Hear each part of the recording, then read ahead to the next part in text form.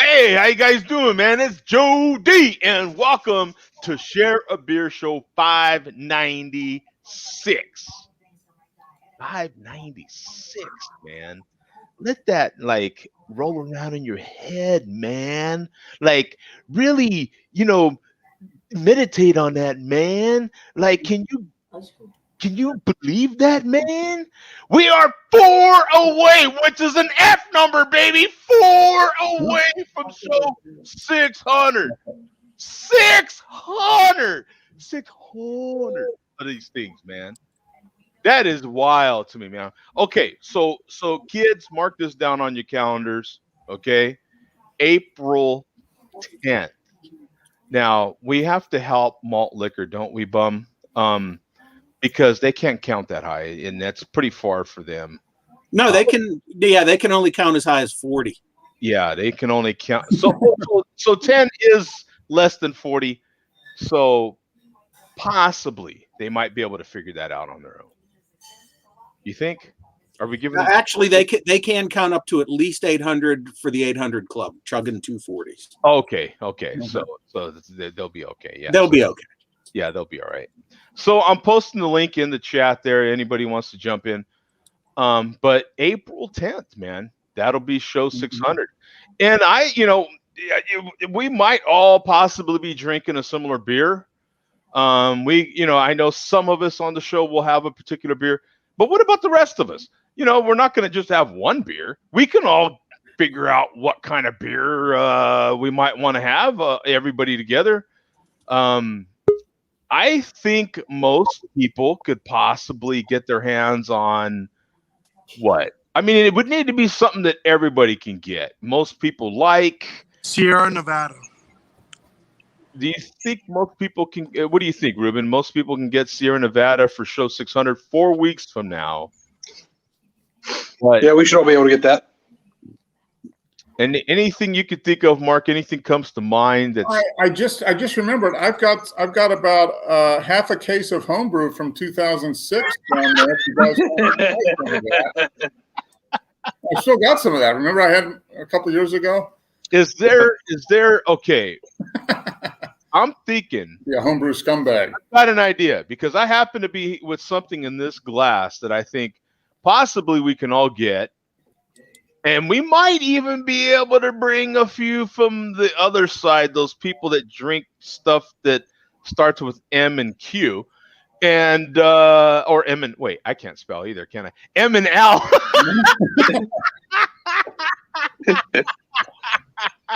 The MLDC. We might be able to bring them in with a beer like Pabst. Do you think maybe if we all had a Pabst on the show, that we might be able to even have the malt liquor community jump in with us? Is that certain ones would, certain ones wouldn't?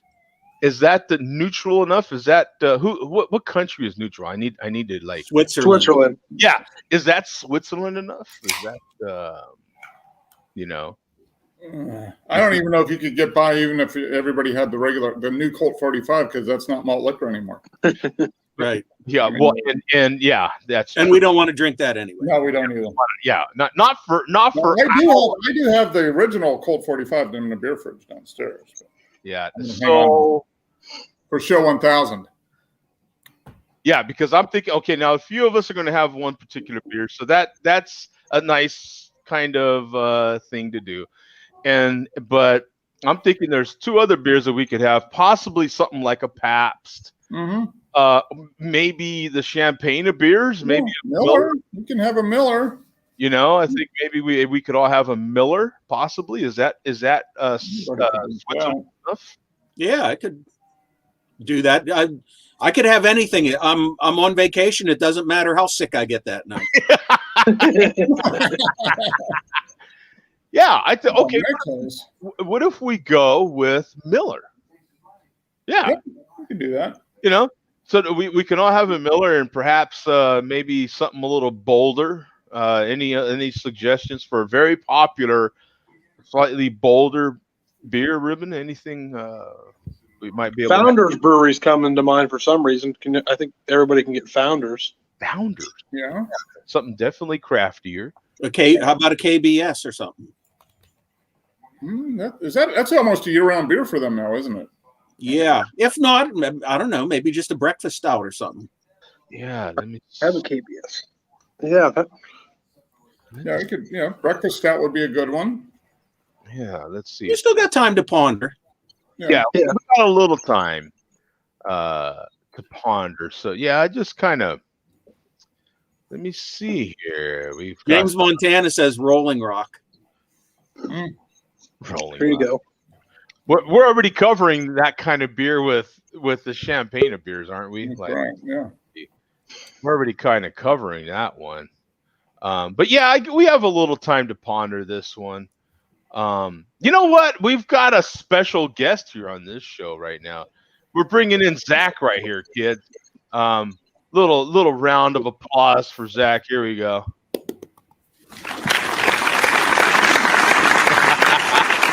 Zach, you know what, my friend? You made a posting this week that I thought is very special, man. Would you please, if you don't mind, sharing with us what happened? It's something pretty significant to you that happened. Yeah. So for the past couple of years, I've kind of been battling insurance and stuff. There's different treatments available for my disease, and I finally was able to kind of break through after insurance denial after denial, and fought the system a little bit. A new drug came up. I guess in the short story, that couple more battles with them, and they denied me. But as bad as it sounds, your life's tossed to some sort of a panel where they just put your body and your life on some sort of stupid ass market scale to see what kind of value it is to them as unprofessional medical professionals. And with their denial with this, I was able to start working directly with the drug company.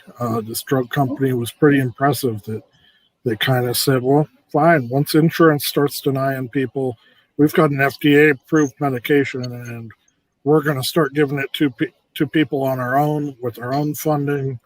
And I just started that treatment yesterday, and it's been a long time coming. It's been something that I never thought I would see, that I've fought my whole life to kind of make sure the next generation gets, but just exciting times.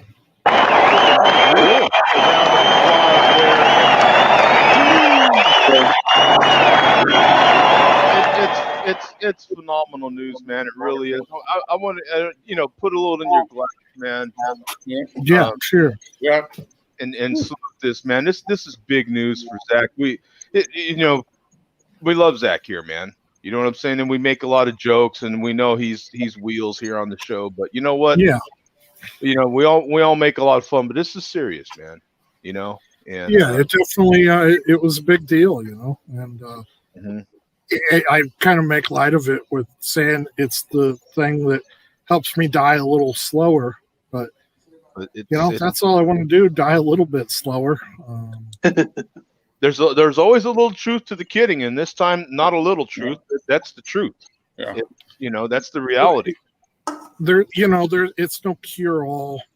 I'm not going to get up and wander around or do jumping jacks anytime soon, but it preserves some stuff and lets me maybe continue being a business owner, a dad, a husband, all that stuff. Well, longer than maybe I would. It gives you at least another day to fight.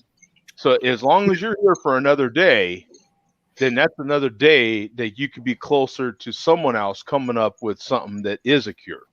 You know what I'm saying? Yeah, and it's going to battle with these. Better slow down. You know what I'm saying? Like going to battle with these insurance companies and saying, "Hey, it's not about a dollar figure. There's lives on the line here, and there's people that are going to go out, and we're going to go around that if we need to." Yeah. Mm-hmm.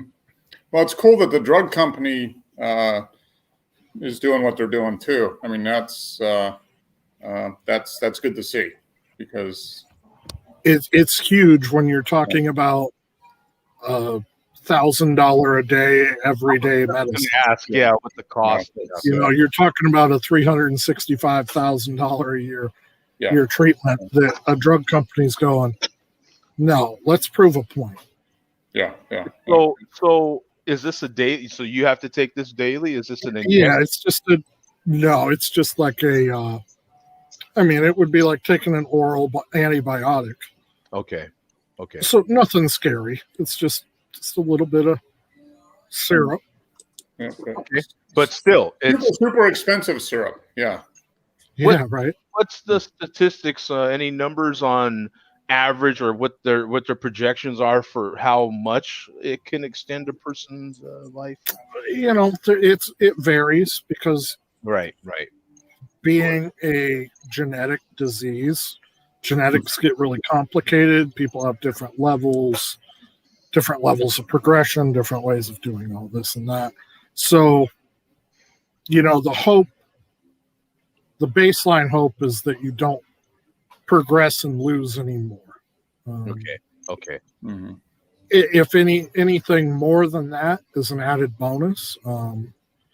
2 days in, maybe I'm just sleeping a little better after years of stress being lifted off, that I finally came to this point. I feel more energized. I felt like I really actually wanted to. I'll always drag my ass out of bed, but today I wanted to get out of bed and find something to do. I just was more motivated to just go contribute today. Mm-hmm. Yeah, good. That's fantastic. Yeah. That's awesome news. Posting, and I, if you didn't mind, I was going to touch on it, you know, and I'm glad you jumped in here and hear it straight from you, man, because for sure, I thought it was beautiful, man. Absolutely. Mm-hmm.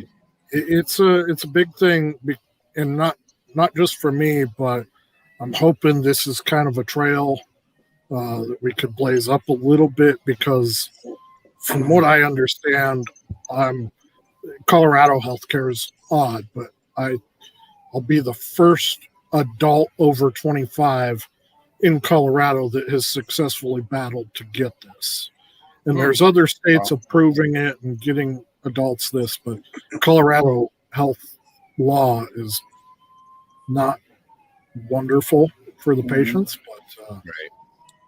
So just continue trying to do and show some good stuff for other people, because that's what I like to do. You know, it's, in my post, I'm sure, I know Joe read it, but I got this far by helping other people and other people helping me. So if you don't believe in karma, give me an hour, because it's a real deal. Yeah. Absolutely, brother. I'm you're very deserving, and I am glad that you are getting this opportunity. Appreciate it. I appreciate it. So let's talk pandemic. You're not bummed out enough, you know what I'm saying? But what I kind of wanted to harp on, though, I didn't want to go towards all the negative stuff. I kind of wanted, okay, we're definitely a year in. At what point was the pandemic a real pandemic for you? At what point? I can tell you, for me, it was real. It became real when sports stopped. When they literally stopped the ball game and pulled players off a court. That was real, son. I was like, whoa, no charge. This is a real deal. Exactly what you did. That's exactly what I did. I think if you pulled the tape, that's what happened right there. There was a big burp and a no charge, and that's what's up. What did he say? That laugh from Joe D didn't age well. That's the chairman's new saying. We've got more on that coming up. That's the chairman's new saying. That's good. Yeah. But I kind of am looking at it also another way. What does happiness mean to you now? Do you look at yourself a different way? Do you look at just the term being happy? Are you grateful, a little more grateful for your life now? How do you think about things now, man? Do you, a year later, what do you value? Do you value different stuff? Do you value the same thing? Is it, any words on that, Ruben? Yeah, it became really real for me. Everybody here knows that I used to be a monk at one point, but I'm still a strong practicing Catholic. All churches were Catholic, and any church was closed. Yeah. I couldn't go to mass or receive sacraments, and especially at that time, it was over Holy Week, so the week of Easter, which is like the holiest time of the year, and couldn't worship openly or at all, really. I mean, you watch it on YouTube. So that's when it really became real for me. So, and churches were closed for about 3 months. Luckily, I had some good priest friends and stuff that we got to do some of the stuff externally. But that was when it was really real for me, and I think my faith became more important than because I yearned for going back. And that's kind of something that I don't take for granted now, being able to go to church on Sundays. Yeah, and I think I know the answer to Zach's I think I know what Zach's answer. Real quick. I would say, so my last day out, I was just looking, would have been March 15th. Okay. And then things just flipped upside down, March 16th. That was when I was out and about. They had already canceled the St. Pat's parade here in town. We still went over, supported some friends that were having corned beef and cabbage at the brewery, and but it was really different. The streets were ghosts. Everything was different. And then the next day, I started getting the rumblings. We had my business partner, Chad. He came over, and my cousin, who's our bartender, Brian. He came over. We watched the governor's speech. They said, "Hey, we're shutting everything down." The world went into shambles for us, but we crushed a can, made a weird video, and tried to figure out what we'd do next, which there was no guidance. So it was like right away for me when it became real, because it took my whole business away first day. Yeah. Your whole life. Your whole life changed. I mean, all our lives changed. But for those that are self-employed, like my pal Mark here, I mean, it got real for you as well, right? Mm-hmm. Yeah. No. Although I have to admit, my business model, like I said, I was practicing social distancing before it was popular. I do a lot of my stuff virtual anyway, so I was pretty much able to continue working with clients and doing that type of thing. But the clients, their situation changed a lot. So there was definitely some scrambling in that first month or so, as everybody's trying to figure out, what do we do? I had clients that were laid off, furloughed, some that weren't, a lot that were. So just a lot, yeah. And yeah, I mean, the boss was furloughed for a while. She's still working in the dining room is now the boss's central office here. Yeah, has been for the last 11 and a half months. So yeah, I mean, it was, but yeah, that was it. I think you're right, Joe. It became real for a lot of people when sports stopped. I mean, that was like when they pulled the NBA stopped, everybody left the court in the middle of the game. I mean, that was pretty much when people are like, whoa, okay, something's going on. The big moment was when you had that idiot from Utah touch all the microphones. Big joke. And literally the next day started showing symptoms. Yeah. And that was the big moment, actually. Yeah, that was for a lot of us. That became. Mm-hmm. Hey, what about you, Bum? And then we'll ask Billy D.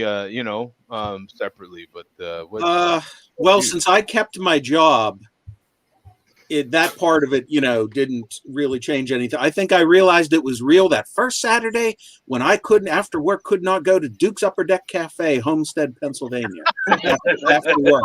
No, I mean that was a big part. I mean, you do that pretty much every week. I mean, that's just part of your routine. So yeah. No, I mean So yeah. but other than that, life pretty much remained the same for me, other than, little peripheral things. Yeah. So. What and what about Billy D, man? Oh yeah. Well, things changed for Billy D so much. He's going to be on this side of the screen tonight.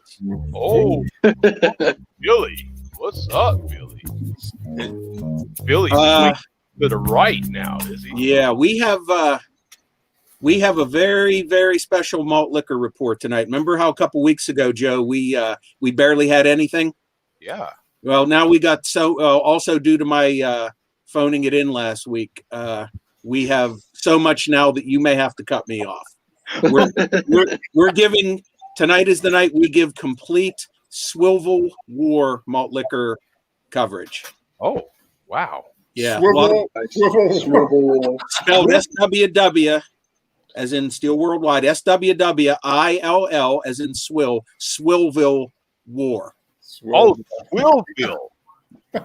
Yeah. The Swillville War. That's where malt liquor drinkers die. That's where they go when they die. They go to Swill. Yeah. Yeah. Yeah. Swillville War. See, we are coining new phrases here. Kids. Yeah. New words right here.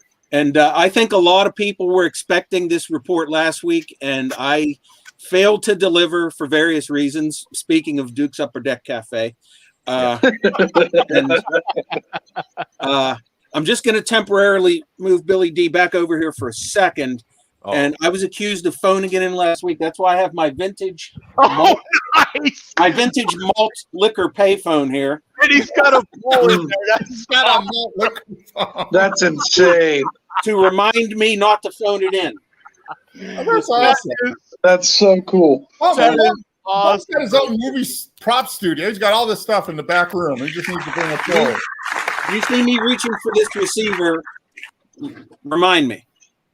That is awesome. That's awesome. Phone it in tonight. That's great. That is awesome. He's got props and everything. So, I also have malt liquor. Oh, that's right. Yeah. What are we, like week 11 or something here? Yeah, I think this is week 11, maybe. But more importantly, the Ides of March are continuing. Yep. Oh, thank you. Thank you, boss. So, got to continue with some St. Ides for the Ides of March. And this is going to be a rough one tonight, but this is the perfect night for this because this is going to be a long report, long explanation. I got the 40 of St. Ides, high gravity, expired September. So, so you know it's good. Yeah. Yeah. Now that brings up the question is, does malt liquor ever really expire? I don't know. So, now this is, I planned on drinking St. Ides every week, the different St. Ides, obviously, every week this month. And St. Ides doesn't come in too many packaging styles. So I had the 16-ounce can last week, the 40-ounce bottle tonight. And both of which I can get around here. The only other packaging style of St. Ides that I know of is the 22-ounce bottle. I cannot get that around here. Oh, really? Yeah. I would have to travel for that. So let me just say this. If next week or the week after, if you see me drinking a 22-ounce bottle of St. Ides, it means one thing. It means I traveled for it, and it means I'm more psychotic than even I gave myself credit for. No doubt. No doubt. Yeah. I don't think I've ever even seen it around me. A 22 Ides. It's not readily available. I mean, it's not what I would call rare, but it's not like Colt or Old English or Mittens especially, which is everywhere. Yeah. Do you mean in the 22-ounce cans? Is that what you're talking about? I just mean in general. I don't think I've ever seen St. Ides around me. Because, of course, now I always look at the malt liquor section just because, Just because. I never see it. So anyway, Okay, so to the Swivel War. Swillville War. Yeah. Yes. Now, before we even get to any video clips, and that was another reason why we haven't covered this until now. What you know, usually we have a lot of quick little funny clips and stuff. This war does not translate to easily digestible clips that we can play here out of context. So I've done my best to document this chronologically. This is definitely the most work I've ever put into this. Wow. Wow. Yeah. So we're going to go chronologically, but he's really building this one up, Mark. I mean, I'm kind of expecting Yeah. I'm going to set this up first. The Swivel War is mainly about two different issues. The secondary issue is, oh man, I'm burping already. I know. Hey, Ruben, I think he scared himself there. That one escaped. That is the second issue. Oh, before I even get to the reasons for it, I should say that the war is mainly between Steel Worldwide and 209 J. Jones. But secondarily, it's also between Steel Worldwide and the P. Glen, Mr. Met, 40-ounce Causer, Shady Malt Shadows, and believe it or not, 40-ounce Fear. The Fear battle has been off and then on and is currently on again. And also, to a lesser extent, the war also involves Jay Vega versus the P. Glen. So those are the main participants, but there's others involved too. Wow. So anyway, the secondary reason for the start of this war goes back about 4 years.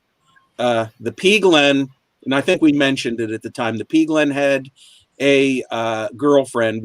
I think it's pretty much assumed that it was his girlfriend named Magnolia, and Magnolia apparently passed away. Oh, that's right. Yeah, that's right. Yeah, and he still mentions her occasionally, alludes to her, and some people at the time did not believe that she died, including the chairman, and he emphatically stated that he didn't think she actually died. So ever since then, the chairman has mentioned her constantly in a derogatory way. And also, a few months ago, Jay Vega made a pretty over-the-line video in regards to Magnolia. And I think he did it a year ago, too, the same thing. And nobody said anything at the time. But he made a video of questionable taste regarding Magnolia. And the P. Glen flipped out about it. So him and Vega have been going back and forth ever since then. And then the chairman got involved and has been going back and forth with the P. Glen. And the chairman, especially on his Rumble channel, has said some really bad things in some bad video titles about Magnolia. So that's the secondary reason for this war. The primary reason is basically started with Rumble itself, the chairman going on Rumble. Oh, just the fact that he's on Rumble. Wow. Now Rumble or Bumble? Rumble. No, it's a video sharing website similar to YouTube, except there's less restrictions. I thought he was saying Bumble because isn't Bumble? I thought that was like the Abominable Snowman and Rudolph. It's a dating site which he would have no success on whatsoever. So yeah, no, that's not. Yeah, it's some very handsome men on there. Well, he could be on Rumble and Bumble. Who knows? Yeah, he could definitely pick up on some men on there. Yeah, absolutely. Yeah. So anyway, the chairman opened his Rumble account because he claimed that YouTube was censoring comments that he left on videos. People's comments on his videos were being censored. Imagine that. Music was, getting copyright strikes and stuff, and he felt that he was being censored. So he decided to open a Rumble channel where you could say whatever you want. And he was, I guess, expecting everybody to go along with this. And to the best of my knowledge, the only person who did was Vega. And I think Vega might have even just opened his Rumble account just to maybe comment. You have to have an account to comment. To the best of my knowledge, nobody else has. Also, the chairman on Rumble has kind of added a new thing to his persona. In addition to being the MLDC chairman, Wolf of Wall Street, America's Treasure, et cetera, et cetera. He has now, and here's one of the major parts of this war. The chairman has been saying that because he's a Donald Trump supporter, the news media has automatically assumed that he's a white supremacist and a domestic terrorist. So he is now identifying with both of those terms too. He's calling himself that in just about every video. White supremacist and domestic terrorist. He says that in just about every video. In an occasional video, he will remind us that he is neither of those things. However, since the media is claiming, since he's a Trump supporter, because he is those things, he is just saying, well, if they're saying that I am, I might as well just say that I am too, even though that I'm not. So, don't know how smart of a move that is to go on recorded video, including some videos where your face has been seen, and to proclaim yourself to be a terrorist. And have we ever accused the chairman of being smart? Yeah, I mean, so, I don't know what. I don't know that I've ever accused of being smart. So a lot of people, and especially 209 J Jones, made videos that basically said, screw Rumble. We don't need Rumble. And the chairman had the reply of, well, 209 J Jones, you're always eating salsa. You're always eating Mexican food. You're not really white. You're not welcome on Rumble. Oh my God. And he's also claiming that Shady Malchados is a ginger, which is an entirely different race. So he's not welcome on Rumble. Oh my God. Not that he's racist or a white supremacist or anything, but yeah. He's a gingerist. Yeah. The anti-gingerist. So I was always Marianne anyway, so I don't know. Yeah. So there was a lot of back and forth with people saying that Steel Worldwide is crossing the line, and Steel Worldwide for a long time saying that 209 J Jones wasn't taking the war seriously enough, and he's just laughing in every video, calling the chairman a midget, and et cetera, et cetera. So anyway, as of a few days ago, apparently this war is now over, but that depends on who you talk to. The chairman has proclaimed the war to be over. If you listen to the chairman, the war's over. If you listen to anybody else, it's not over. So we're going to get to some video clips that kind of give a little condensed version of this, okay? Most of these clips are not very long. So we're going to go back about a week or so, and this is the chairman, and he's insulting 209 J Jones. Let me paste this link. Okay, and go to 12 minutes 10 seconds, Joe. Okay. And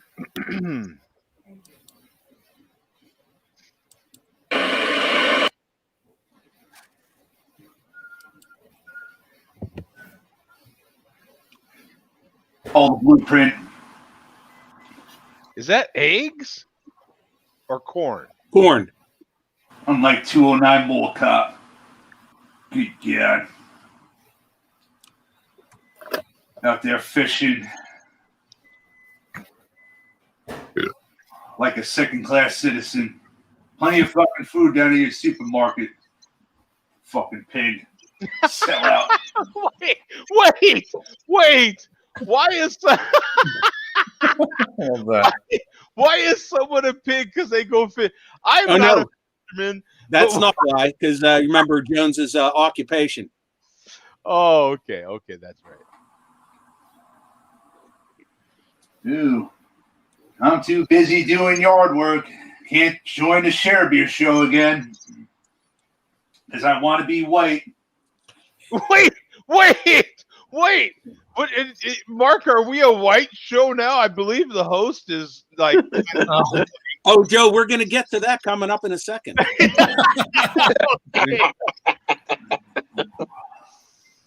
The marrow of the side is leaving on the floor. You can just jump forward to 1330. Okay. Yeah, I was like, wait a minute here. Wait, I got something to say about that one. I'll kind of. Oh, Chairman has plenty to say too. Looking at you, Joe D.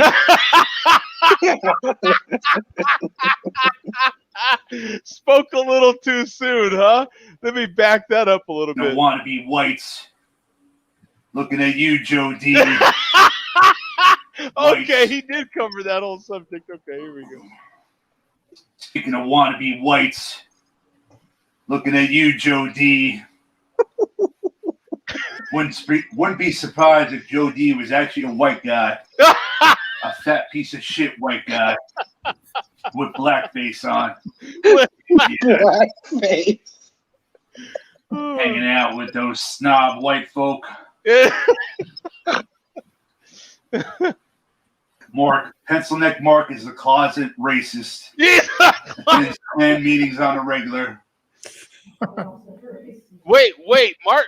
Mark actually, in Mark's defense, he keeps black pussy around. Just saying. Which I tip my hat to you, white brother.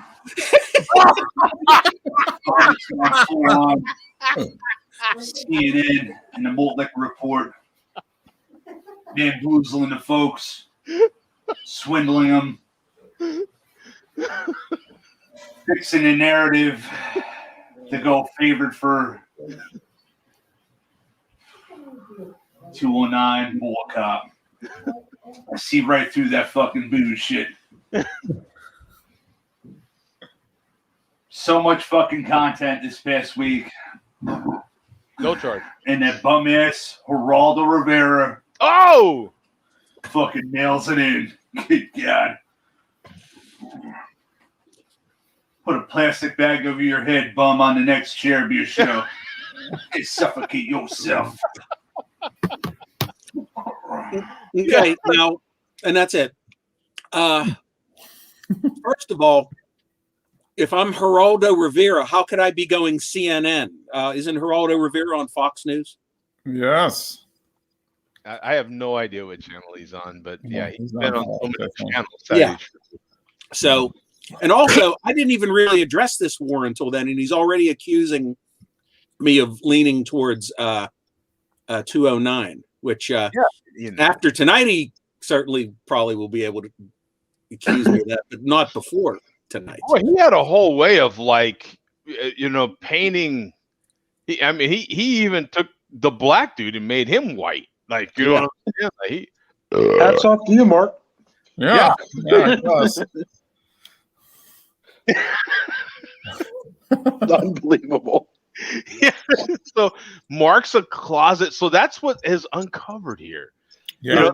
We better warn the boss that Mark is actually a closet racist. Yeah, that'd be a surprise after 35 years.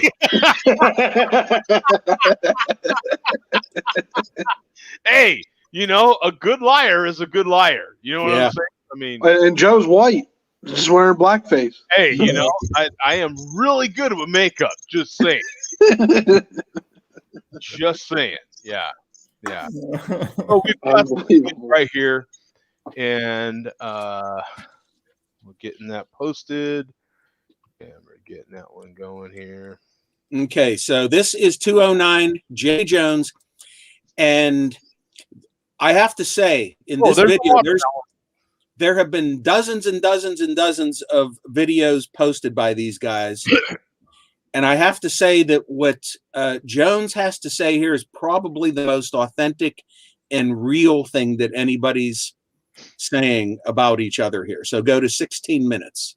Oh, okay. 16 minutes. Wow. I actually think this may hit close to the real life truth. Let's see. Here we go. I forgot what we were talking about. No charge. Oh, it's about the fear. No charge. Remember the fear.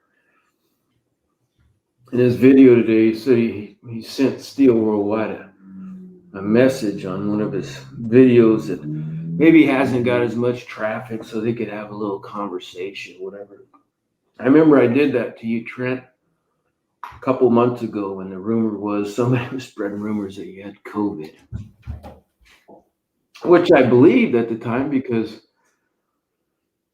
this is your passion. This is your life. You've this character that you play on the interwebs. You let it taken over you a little too much, and you've forgotten how to live life. This is just our hobby. We do it for shits and giggles, and we just do it better than you. And that's one of the reasons you hate most of us. But anyways, you were gone for a while. Somebody died. A family member died, or had COVID, or you had COVID, died. Somebody fucking died. Somebody was hurt. That's the only thing that we need to stop. No charge. Shout to Farkles. So that's when, remember, the chairman was absent for like almost 2 weeks. Mhm. Remember? But JJ About a year ago. went out of his way and found one of them videos the fear was talking about. And I sent Steele a message saying, "Hey, buddy, ain't seen you in a while. Just checking and making sure everything's all right." JJ didn't get a response. I like the way he's going third person. I always like when someone goes third person. You know what I'm saying? They're like, No, you should have said Joe D loves it when somebody goes third person. Should I start doing that? You know, Joe D likes it when, right? I mean, I got to start doing this stuff. JJ tried. Fuck you. I wish you would have. You Mollick. Yeah, I gotta. Mollick, bitch. Oh! You know, Joe D needs to add a little more third person in his videos. That's what needs to happen. Joe D's got to start doing this stuff, right? And that's it for Jones. Think getting maybe a little bit personal there, real life, maybe. Yeah. Yeah. Oh yeah. Oh yeah. Oh yeah. I've possibly suspected that myself, but never said anything. So as the war continued, the chairman made a video mentioning that during any war, you're going to have casualties. Oh. And he started naming a bunch of names that he's declaring to be casualties of this war. And most of the names he mentioned were people who haven't made videos in a long time. And when they say in the world of malt liquor that you're dead, that means you're YouTube dead. So what do they call that? The people that get hurt from war that they don't mean to get hurt, but they get hurt. You know what I'm saying? Or die or whatever. What's the? Well, you don't mean friendly friendly fire. fire. Not friendly fire. That's from your own. That's from your own people. No, just you know there's a word. Collateral damage or Collateral damage. Yeah, Oh, yeah. okay. The collateral damage. Well, yeah, these could be considered collateral damage. Yeah, collateral. So one of the people that the chairman named was Farkles One, the king of burps. Speaking of which, he hasn't made a proper malt liquor video for about a year and a half. Wow. And Mr. Rayner 009, our old friend. Oh yeah, Rainer. Yeah. Yeah, it's been a few months for him again. He's been, he came back for a while, and obviously his health is preventing him from, making more videos. But the chairman, about 3 days ago, actually issued a ultimatum to Mr. Rayner. What? He said, you have 3 days to respond by video, by making a malt liquor video, or else I'm going to rip that pacemaker out of your heart and declare you dead. Oh, Good on you, sir. Consider yourself on the list. There's Mr. Rayner. So obviously Mr. Rayner hasn't responded. So the chairman declared Farkles dead, and Mr. Rayner and numerous other lower level MLDC members, Jay Esco Main and several other video makers. So at the same time that the chairman was doing this, 40-ounce Fear, independent of the chairman, purchased an urn from Amazon. No way. Yeah. And we'll get to more of that in a little bit. But the chairman purchased an urn to ceremonial.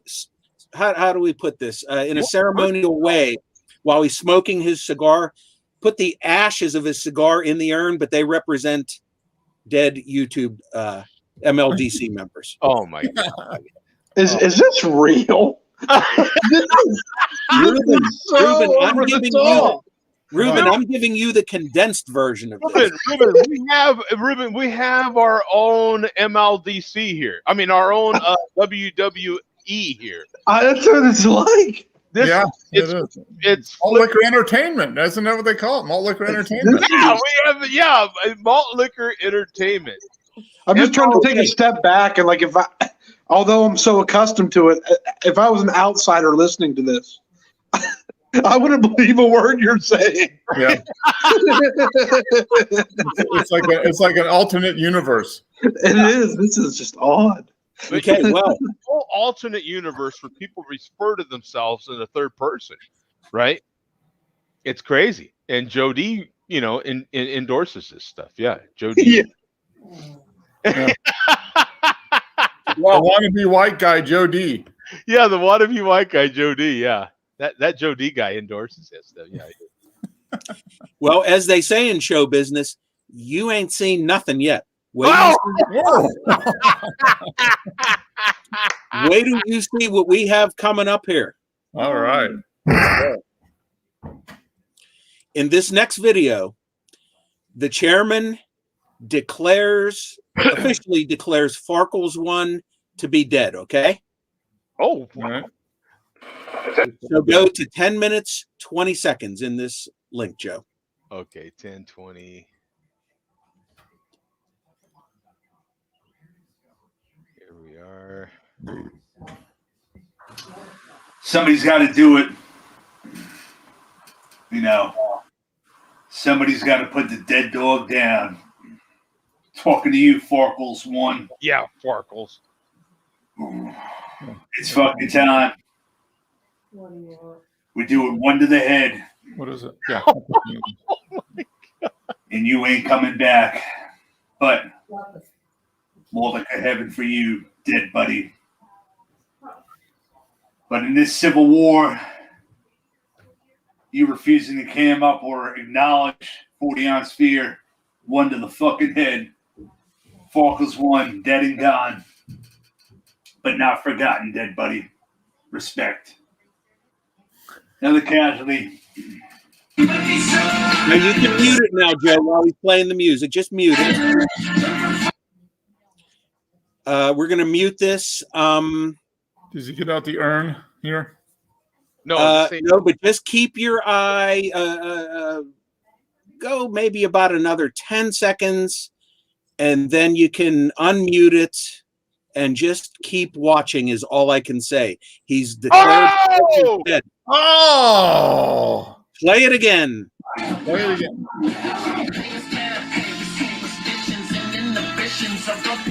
Oh! Live TV. Look Is at he going to the see live face. TV? Let's see. Live TV, kids. Look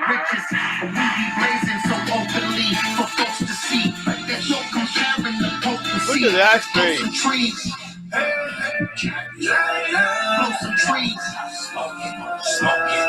And he's still scrolling. Still scrolling. Does he say anything? Look at that. He's still thinking about it. It's on the money. Look at that. Look at that. Oh, Or maybe not.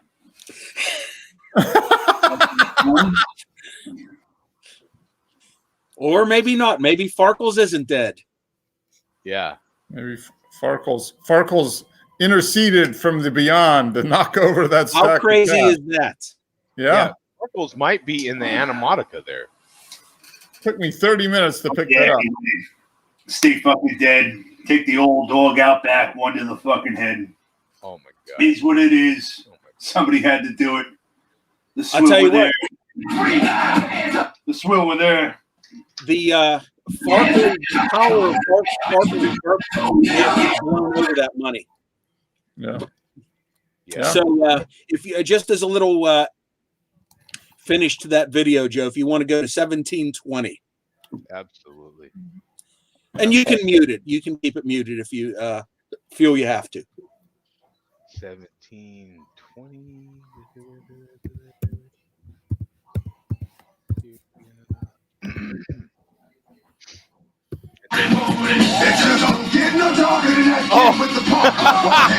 I'll just lower it. So, look at that! Oh, the stack's falling apart. Oh no! All $1 bills. We have it confirmed now, kids. We knew it was true.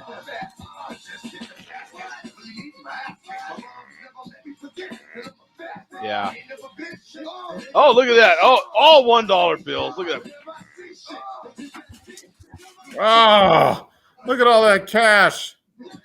I think that's all $1 bills from his No, it is. It's all $1 bills. Yeah.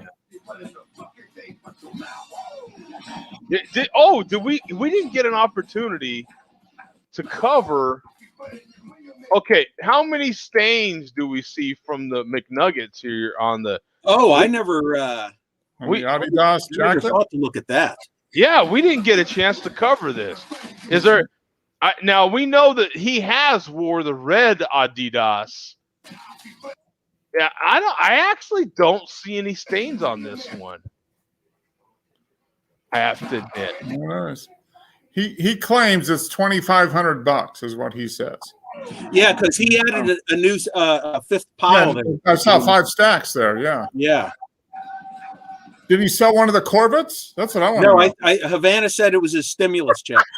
Stimulus check. Okay. Now, you know what's funny? It's entertaining for me to watch him throw this money like that. But, you know, at the end of the day, he's got to pick all that up. That's what he said. He said it took him 30 minutes to pick it up in the comments. I mean, anything for the fans. Yeah, it's I gotta admit it's entertaining for me to watch. It's pretty funny. You know. Oh, here he goes. Now, what I'm going to say one thing to the chairman here. I'm going to say one thing to the chairman. You see that little thing down on the bottom of his videos that says "Made in Animatica"? Yes, yes. I say the chairman says he has $2,500. I say he goes down to $2,493 and pay the $699 it takes to get the lifetime license to get that removed off of his thing, because that's all it costs. That's all it costs to upgrade this Animatica thing to the no watermark. Oh, did you do your homework, Mark? Yeah, I'm on the Animatica site right now, and it says on lifetime license $699, no watermark. So there you go. Money. Quit being That's awesome. Quit being $7. Spend some money. Take That's $7. like Send me the 1.5 Mac ribs. Yeah. So, you know, exactly.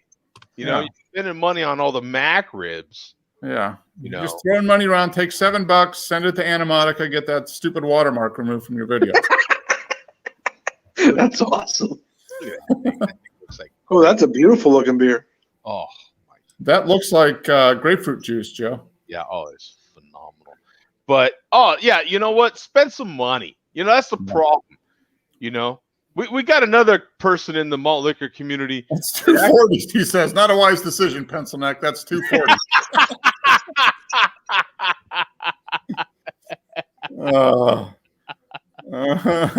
Yeah, this is great. Yeah, this is great.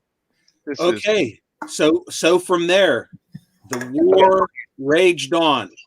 Oh boy, here we are. Oh my goodness.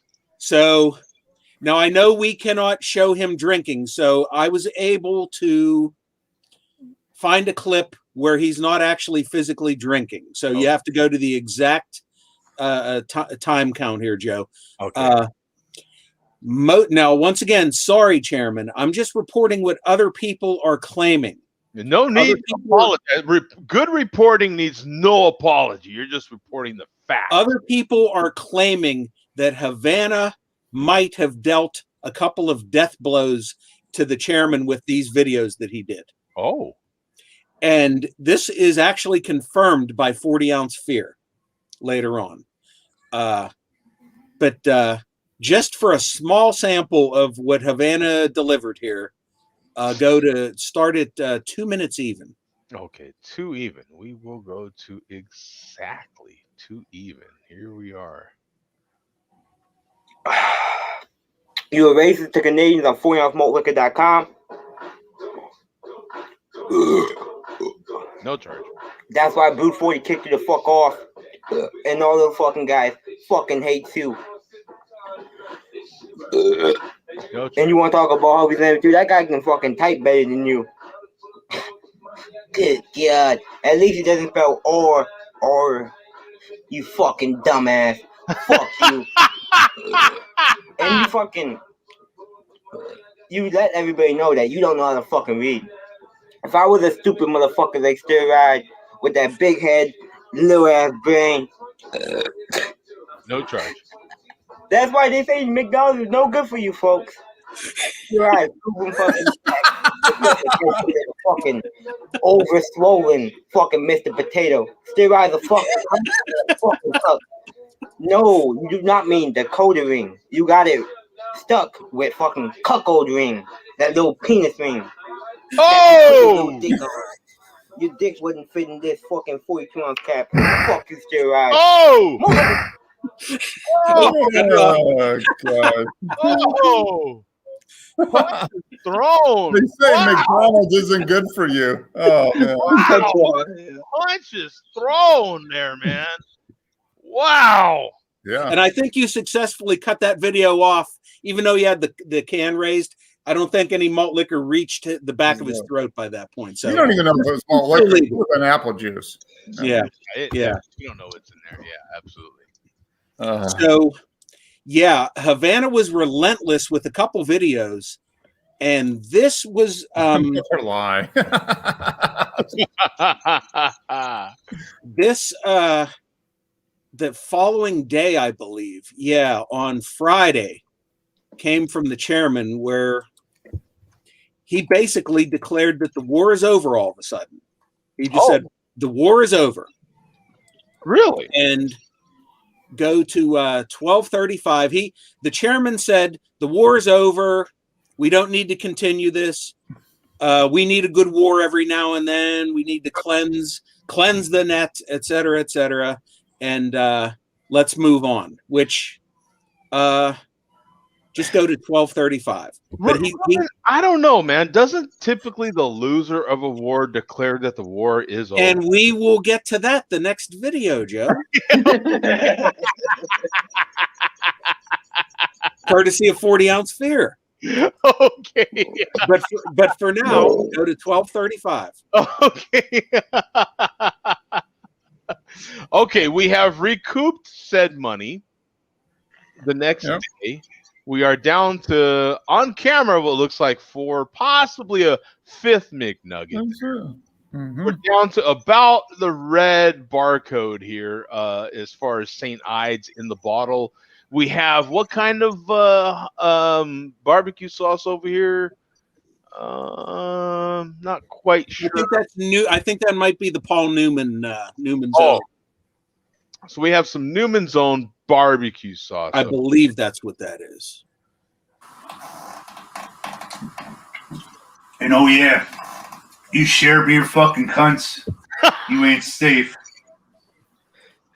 We still bringing the fucking hate to you assholes. Bum.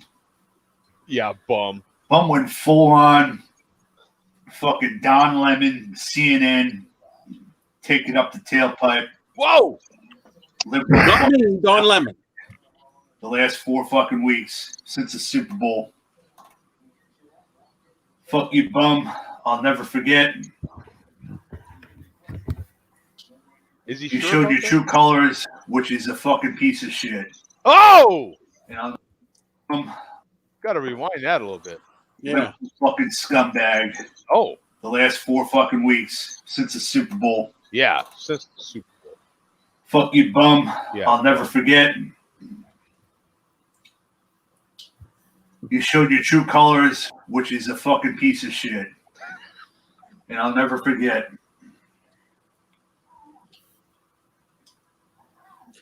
Fuck you, Joe D. Oh, me too. Okay. You wish you were white. Wait a minute. But This isn't consistent at all. Where's the And that's part of what people are saying, that the chairman might be slightly inconsistent with his or going off the rails or whatever. Yeah. I mean, what am I supposed to do with this here? I'm kind of confused at where I'm at in life.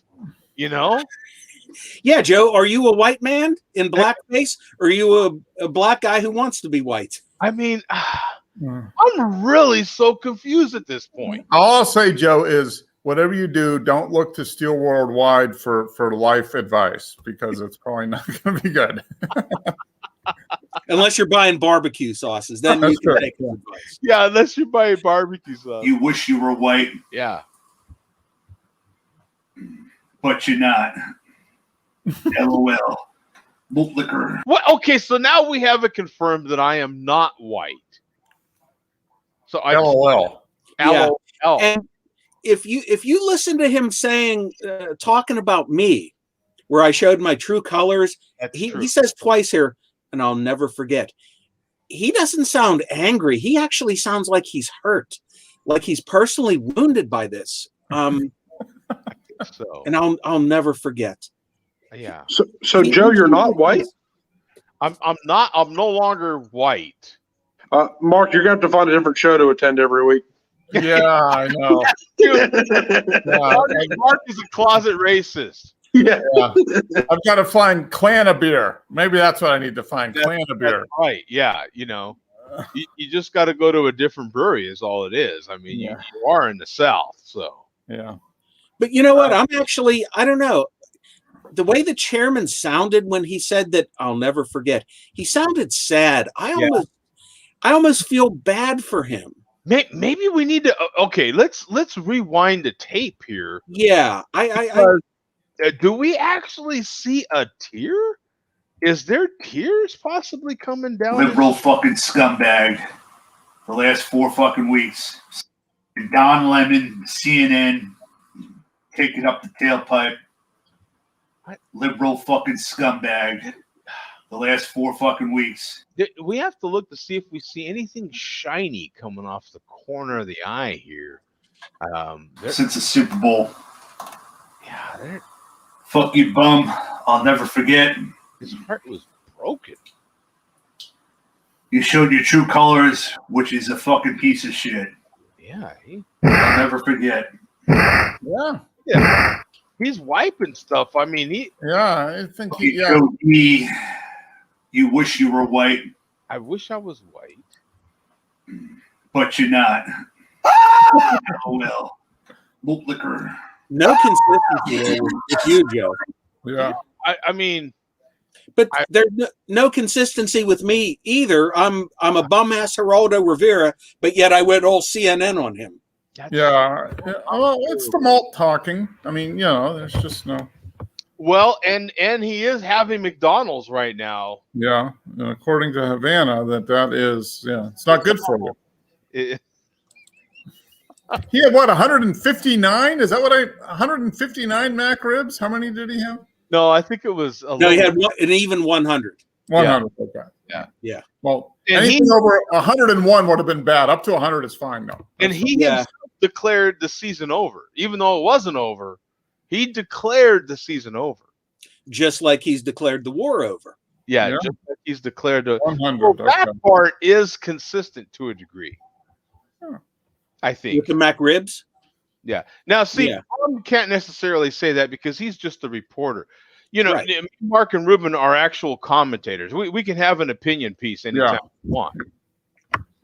We're commentary. Bum is journalism. We're commentary. Exactly. We're just commentary. We're the talking heads. We can say whatever the hell we want, and nobody has to fact check us.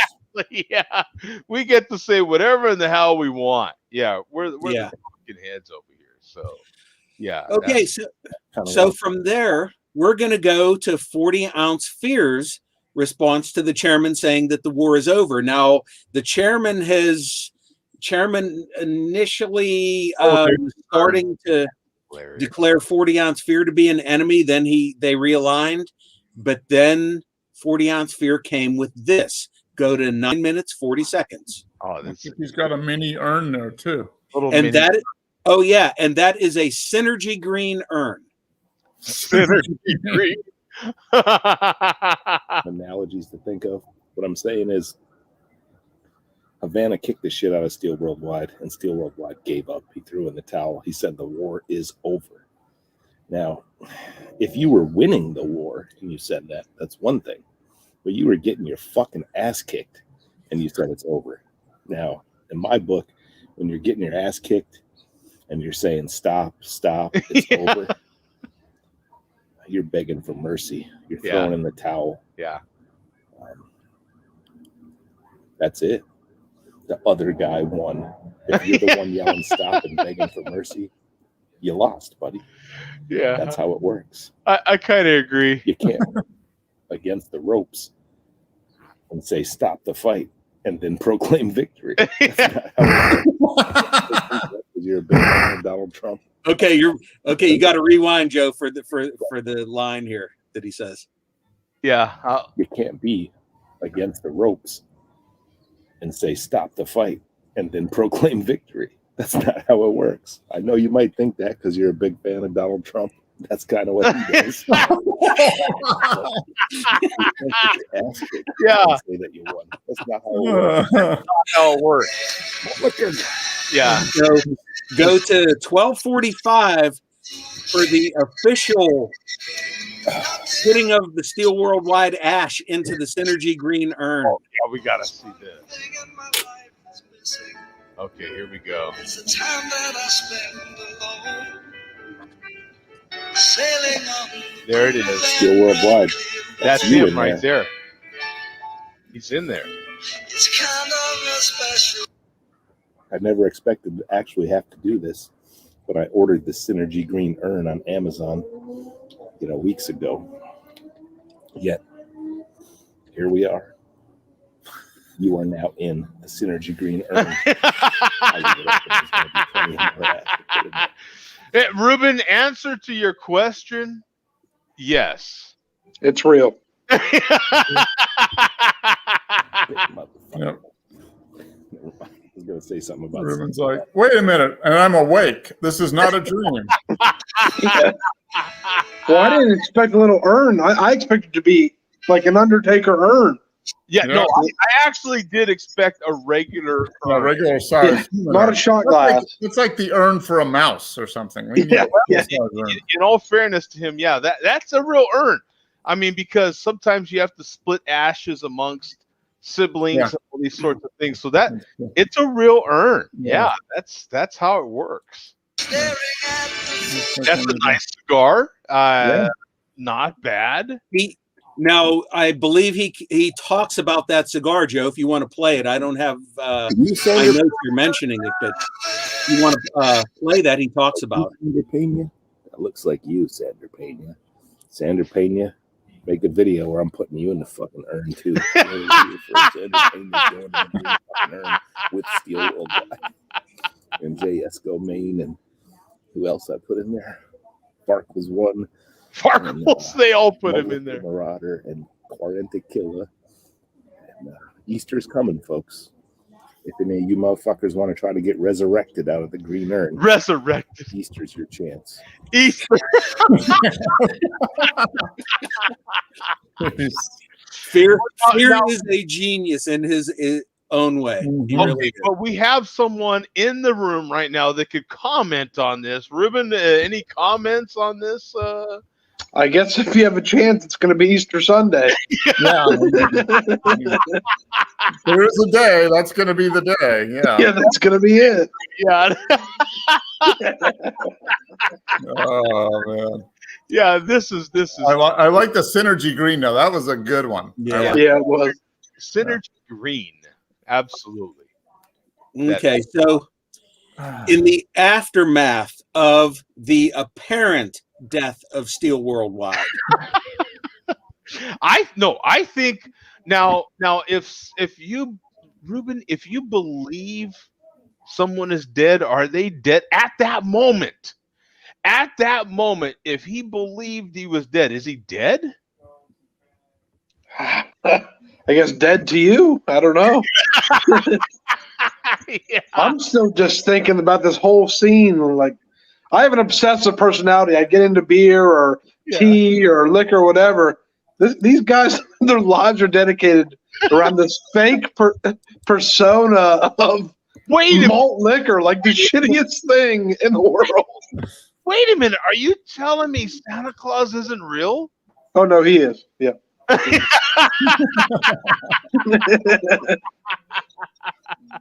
Santa Claus is real. He's up to, I believe, 3,000 reviews now. Yeah. 3,000 beer reviews. Right. Yes. No. Yeah. We haven't heard from him in a long time. Yeah. Exactly. Yeah. No, Santa Claus is real, man. So in the aftermath of the alleged death of Steel Worldwide, a lot of people are proclaiming that the videos that have come since then have been CGI generated. Oh my God. The ghost of Steel Worldwide. Oh my God, this is too hilarious. So this next video is from 40 Ounce Causer. I can't check the chat right now because I have my notes up here. 40 Ounce Causer, who has been in the chat, he was there earlier tonight and has been in the chat in the past. I feel I personally owe a little bit of an apology to 40 Ounce Causer. We haven't featured him on the Malt Liquor Report, and it's not because he's not a good talker and he's not a good video maker. He's great at both, but his style, the style of the videos that he makes and the way he constructs his videos, he's not good for quick little snippets that are good for quick laughs. He's more of like a novel maker. He's very slow and deliberate with the way he talks and the way he makes his videos. So if we don't play him, it's not because he's not good. It's just because the particular way he makes his videos. But in this particular video, we're going to play some snippets from him. He drew this portrait here. He's drawn the official Steel Worldwide memorial portrait. and in subsequent videos that he's done over the last couple of days, he's actually added and refined the portrait. Oh my God. So this is the death portrait of Steel Worldwide here. Ruben, your question is even farther getting answered here. Yeah. I know. So go to 3 minutes, 35 seconds. Oh, this is too funny, man. Yeah, this is great. I mean, this is clouds. Cold wind blue, buddy. Referring to the bottle, Cold Wind Blue. It's got a little flag over a coffin there. Yeah. Cold Wind Blue.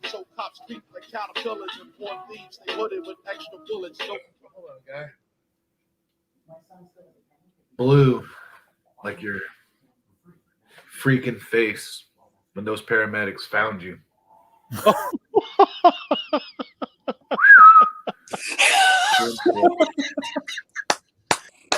Efforts.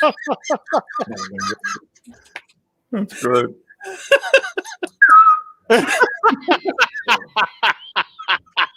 Life saving.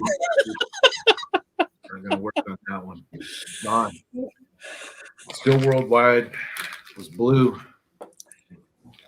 this bag of blue Doritos. Oh yeah. Some call it Cool Ranch. Some call it negative things. But I'm having these Cool Ranch Doritos for you, bud. Scrumptious. And that's it for that part of the clip. You can advance to 10 minutes, 20 seconds. Oh, gosh. Okay, 10, 20. One. Look at that.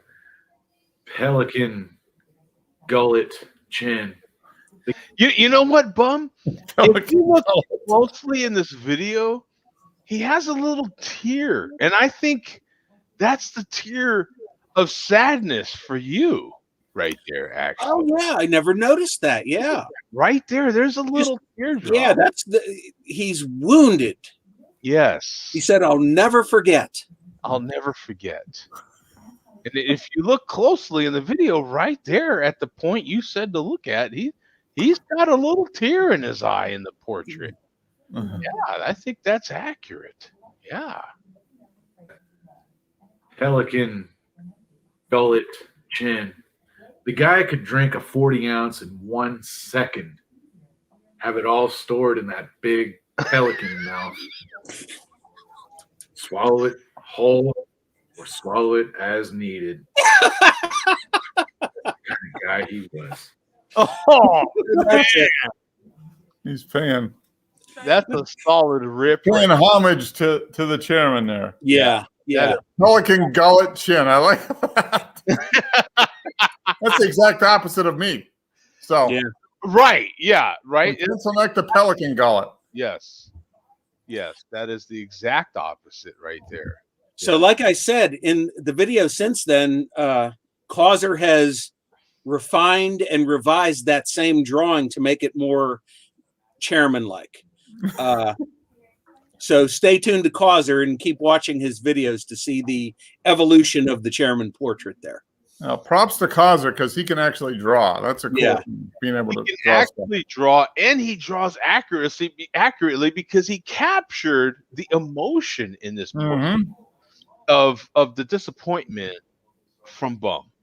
So yeah, exactly. We appreciate exactly.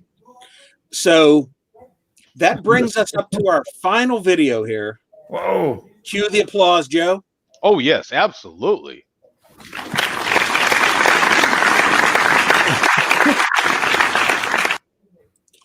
So one of the peripheral things that has happened because of this Swivel War, there have been challenges issued by Jones and Vega, et cetera, which we haven't even covered tonight. In addition to those things, there have been numerous troll channels and troll videos that have popped up. And one of the new troll channels that has popped up is a troll channel called Midget Worldwide. Really? Worldwide. Wow. So we will conclude tonight's malt liquor report with this video, and you can just play the video from the beginning, Joe. Oh, wow. I wonder if we have any troll channels. Do we have a troll channel? Not that I know of. Not that we know of, yeah. No. Although hopefully you didn't just give any suggestions. I know. Right? Oh, there we go. Bold and taste. Ice House, yeah. In spirit of malt liquor, even though it's not. Let me read it. If you are wise.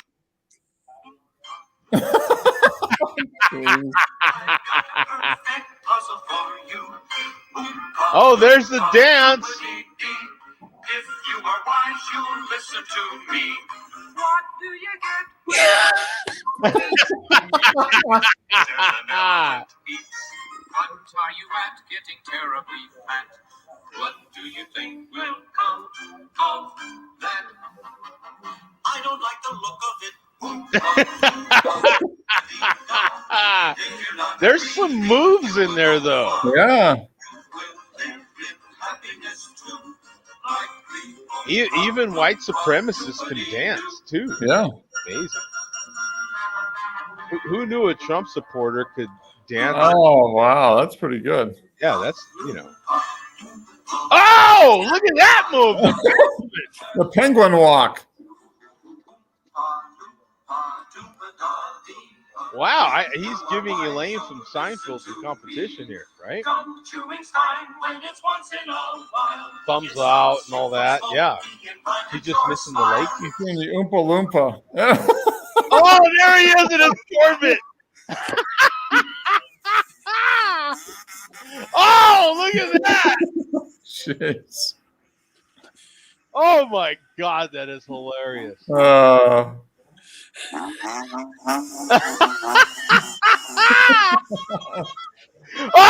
no way, the horn hawk. Oh, that is too much, man. And it goes to a Genesis. So I've never done drugs in my life. Who did that troll channel? I feel like I just tripped acid. Yeah. That is hilarious. Well, see, there you go, Ruben. You don't need to do it when you have the malt liquor report. Yeah, I got Ice House. Yeah. Okay, well, that's pretty much the same thing. Same thing. That was a very solid malt liquor report. Man, Billy D's outro music and applause. Yeah. When more door come, I will finish it. Crowd cheering. Solid. Tons of research. Wow. Yeah. Outstanding, my friend. Outstanding. So you just think Ruben, every Saturday night you can go into the alternate reality that is Share Beer / MLDC. Yeah, I'm sorry it took so long. It's been building for weeks, though. Yeah, that's what I told her. You know what I'm saying? So. Yeah, as do several other things that built for So there you go. The chairman says bum still. So you finished at 40. How was it? Well, it's amazing how easily you can drink a 40 if you don't eat and drink a ton in the hours beforehand. Ken Burns quality, he says. Yeah. Okay. Yeah. Ken from jokeland.com. Yeah. That is a compliment. Cheers, Jackie Martling. Yeah, okay, I got to review sauce. Yeah, the chairman already made the saucy Saturday. The chairman, 2 or 3 malt liquor videos earlier today. He still hasn't done his sauce review. Oh no, Causer. This is wasn't apple juice. Gringe. Can you put that malt liquor phone back up so we can check it out? Oh yeah, let's see that again. Yeah, I want to hear the story on where you got this. That is hilarious. This is actually awesome. a reverse Reggie phone. Reggie slapped vintage malt liquor labels on new 40s. I slapped a new malt liquor label on a vintage phone. Oh, okay. So where the Schlitz is where the instructions were? Is it in the for long distance dialing, et cetera, et cetera. That's cool. That's not a real vintage phone, believe me. Whoops. Yeah, no, that's not real. Yeah, I knew that part, but that is. Yeah, actually, that dial, those are push buttons. Yeah. That's from that Crosley company. Yeah, you heard of them that makes those replica turntables. Yeah, yeah, they do all that sort of thing. Yeah, when I was a kid, one of my many childhood obsessions were these vintage payphones, which they were phasing out when I was a kid and replacing with the ones that you still occasionally see. And I wanted one of those when I was a kid, and finally bought this replica in the 90s. Yeah, that's cool. And it was actually a working phone for about the first 3 months. Oh wow! Okay, so it was a phone. Yeah, you could actually put it into the. Okay. Yeah. Huh. Interesting. You repurposed it into the malt liquor phone. Yeah, and actually, it functions as a bank. The coin return works. You can put coins in it. Oh, that's cool. Here, I haven't done this for years. Let's see if it still works. I got a quarter here. Let's see if it dings when I put the quarter in the slot. There you go. Oh, that's cool. Yeah. Calling malt liquor. Malt liquor. That's great. That's awesome. And there's a locking key bank down below here, which God knows where the key is. Now, have you seen any phone booths in Pittsburgh, Bum, in the last few years? There's no phone booths left. There's the occasional payphone left if you drive through wrong neighborhoods. Yeah, the right neighborhood. Yeah. Yep. Same here. The Ice House neighborhoods. Yeah, Ice House neighborhoods. Yeah. Those type of neighborhoods. Actually, at my work, we still have a payphone. I don't know if it's functional or not. Hey, boss. Really? I think it's time for champagne. Okay, I'm going to crack open something from a local brewery here out of Tombstone, Arizona, a triple berry cobbler. Yes, let the public see what we saw last night. Yeah, I will pull up my Untapped and Blueberry Heritage. I had this earlier. If it smelled exactly like the blueberry Pop-Tart. You guys know what I mean? Like the wild berry blueberry Pop-Tart? Oh, this will be interesting then. Okay, so since you've had something like that, this will be interesting. So I'm just going to go to my recent activity because I've already posted this beer. Oh, boss. You got it. Here it is, the triple berry cobbler. So, man, that looks good. This beer just released, 43 total, 42 unique, 43 in the last 30 days. It just released days ago, kids. 500 pounds of raspberry. One by me. You've got 5.8% ABV, no IBUs rated, 4.32 bottle cap rating. We made this pastry sour with vanilla and lactose in addition to 500 pounds of raspberry, 500 pounds of blackberry, and 250 pounds of blueberry for the ultimate tart dessert experience. It's a berry cobbler in a glass. That's right, kids. Here's my photo of it that I shot. That way you can check that one out. There it is. You can see my rating of it. I thought it was fantastic. Yeah, no, that sounds. Did you get it in a 4-pack or 4? Yeah, coming to 4. I just texted my mom to pick one up. Yeah, that is good. Now I'm fortunate because now they opened another brewery here in Phoenix, and so it happens to be right here in Phoenix. I don't have to go all the way to Tombstone to get it. Yeah, so that's fantastic. I'll crack this one open, and you guys will get a fresh look at what this beer looks like, man. Straight in. Here you go. Yeah, it looks. There it is. There it is. It looks like pure fruit juice. Yeah, it does. Insane. Now I got to imagine with all those berries in there. And I know you didn't pay for it. That was brought to you, but I got to imagine that's a 16-ounce can, Joe. Is that what that is? 16. Absolutely. I got to imagine that's like $20 a 4-pack because that's berries. That's a lot of money for berries. Yeah. Look at that. that. Look at that. Do they add lactose to it? Yes. Yeah. Oh, even better. It. No. It just is so nice and tart. Yep. And it's that perfect tartness. It's not, what's happening with sours these days is they're too sweet to the point where you can even question if they're a sour. This is classified as a fruit sour, and the fruit part is all real, son. Because look at that. Look at that thing. Oh my! It's nicely weighted. That looks awesome. Yeah. Yep.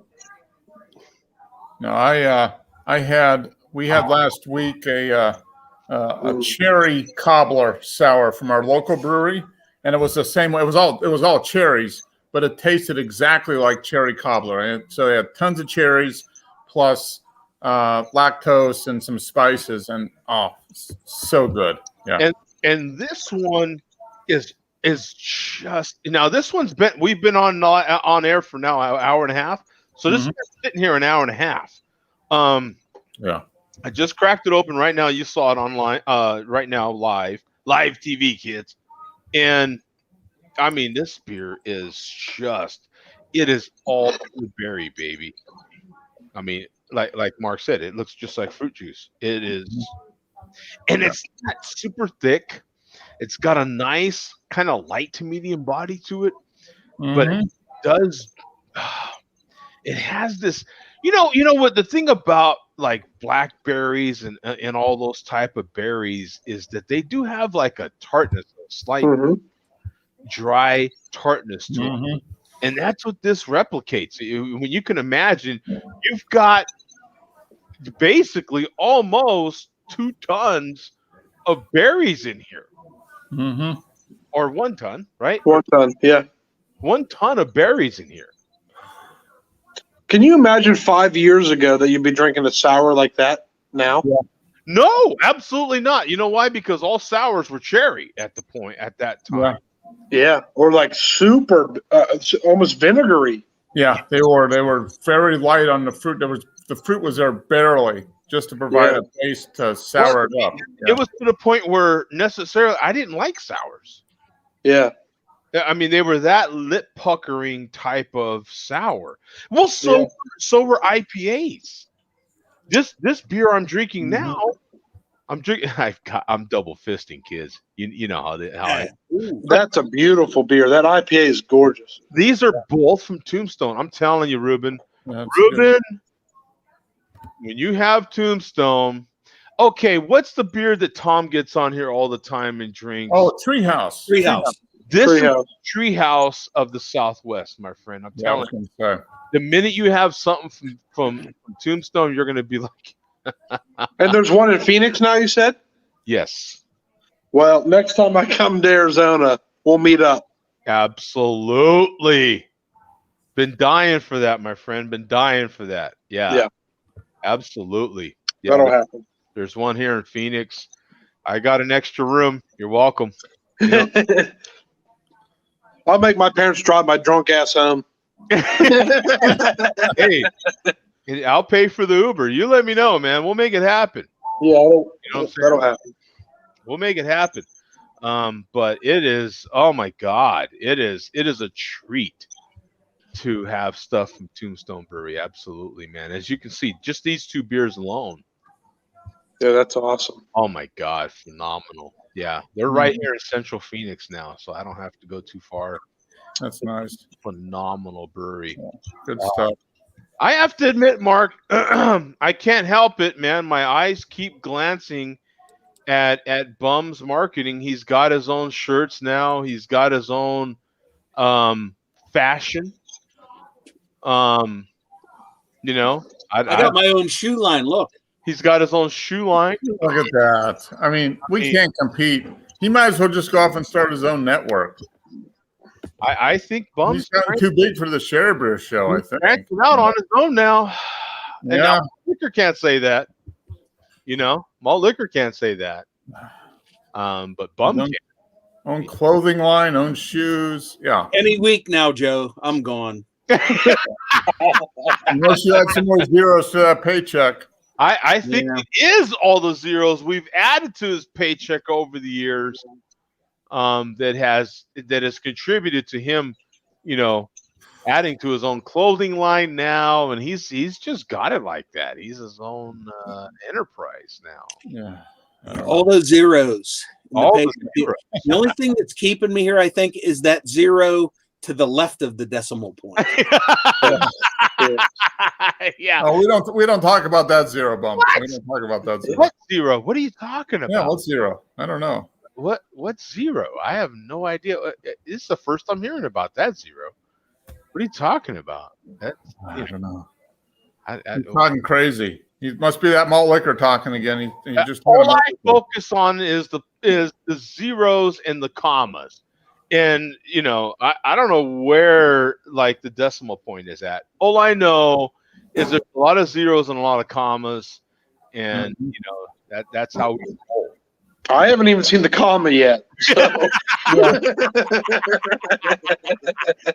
that comes in seniority order here. You know? Yeah. I get a bunch of commas. Bum gets a few, and you'll get some in a little bit. Okay, wait a minute, Bum. Mark, Ruben, look at this comment. Wow. Yeah. AJ. Oh, wow.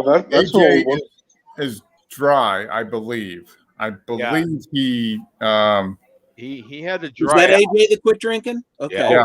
Oh, about 5 or 6 years ago. Yeah. he had a Well, problem, son. whoever that is a major longtime fan of the show. Yeah, because that was 7 years ago. Yeah. When Yeah. Yeah. Wow.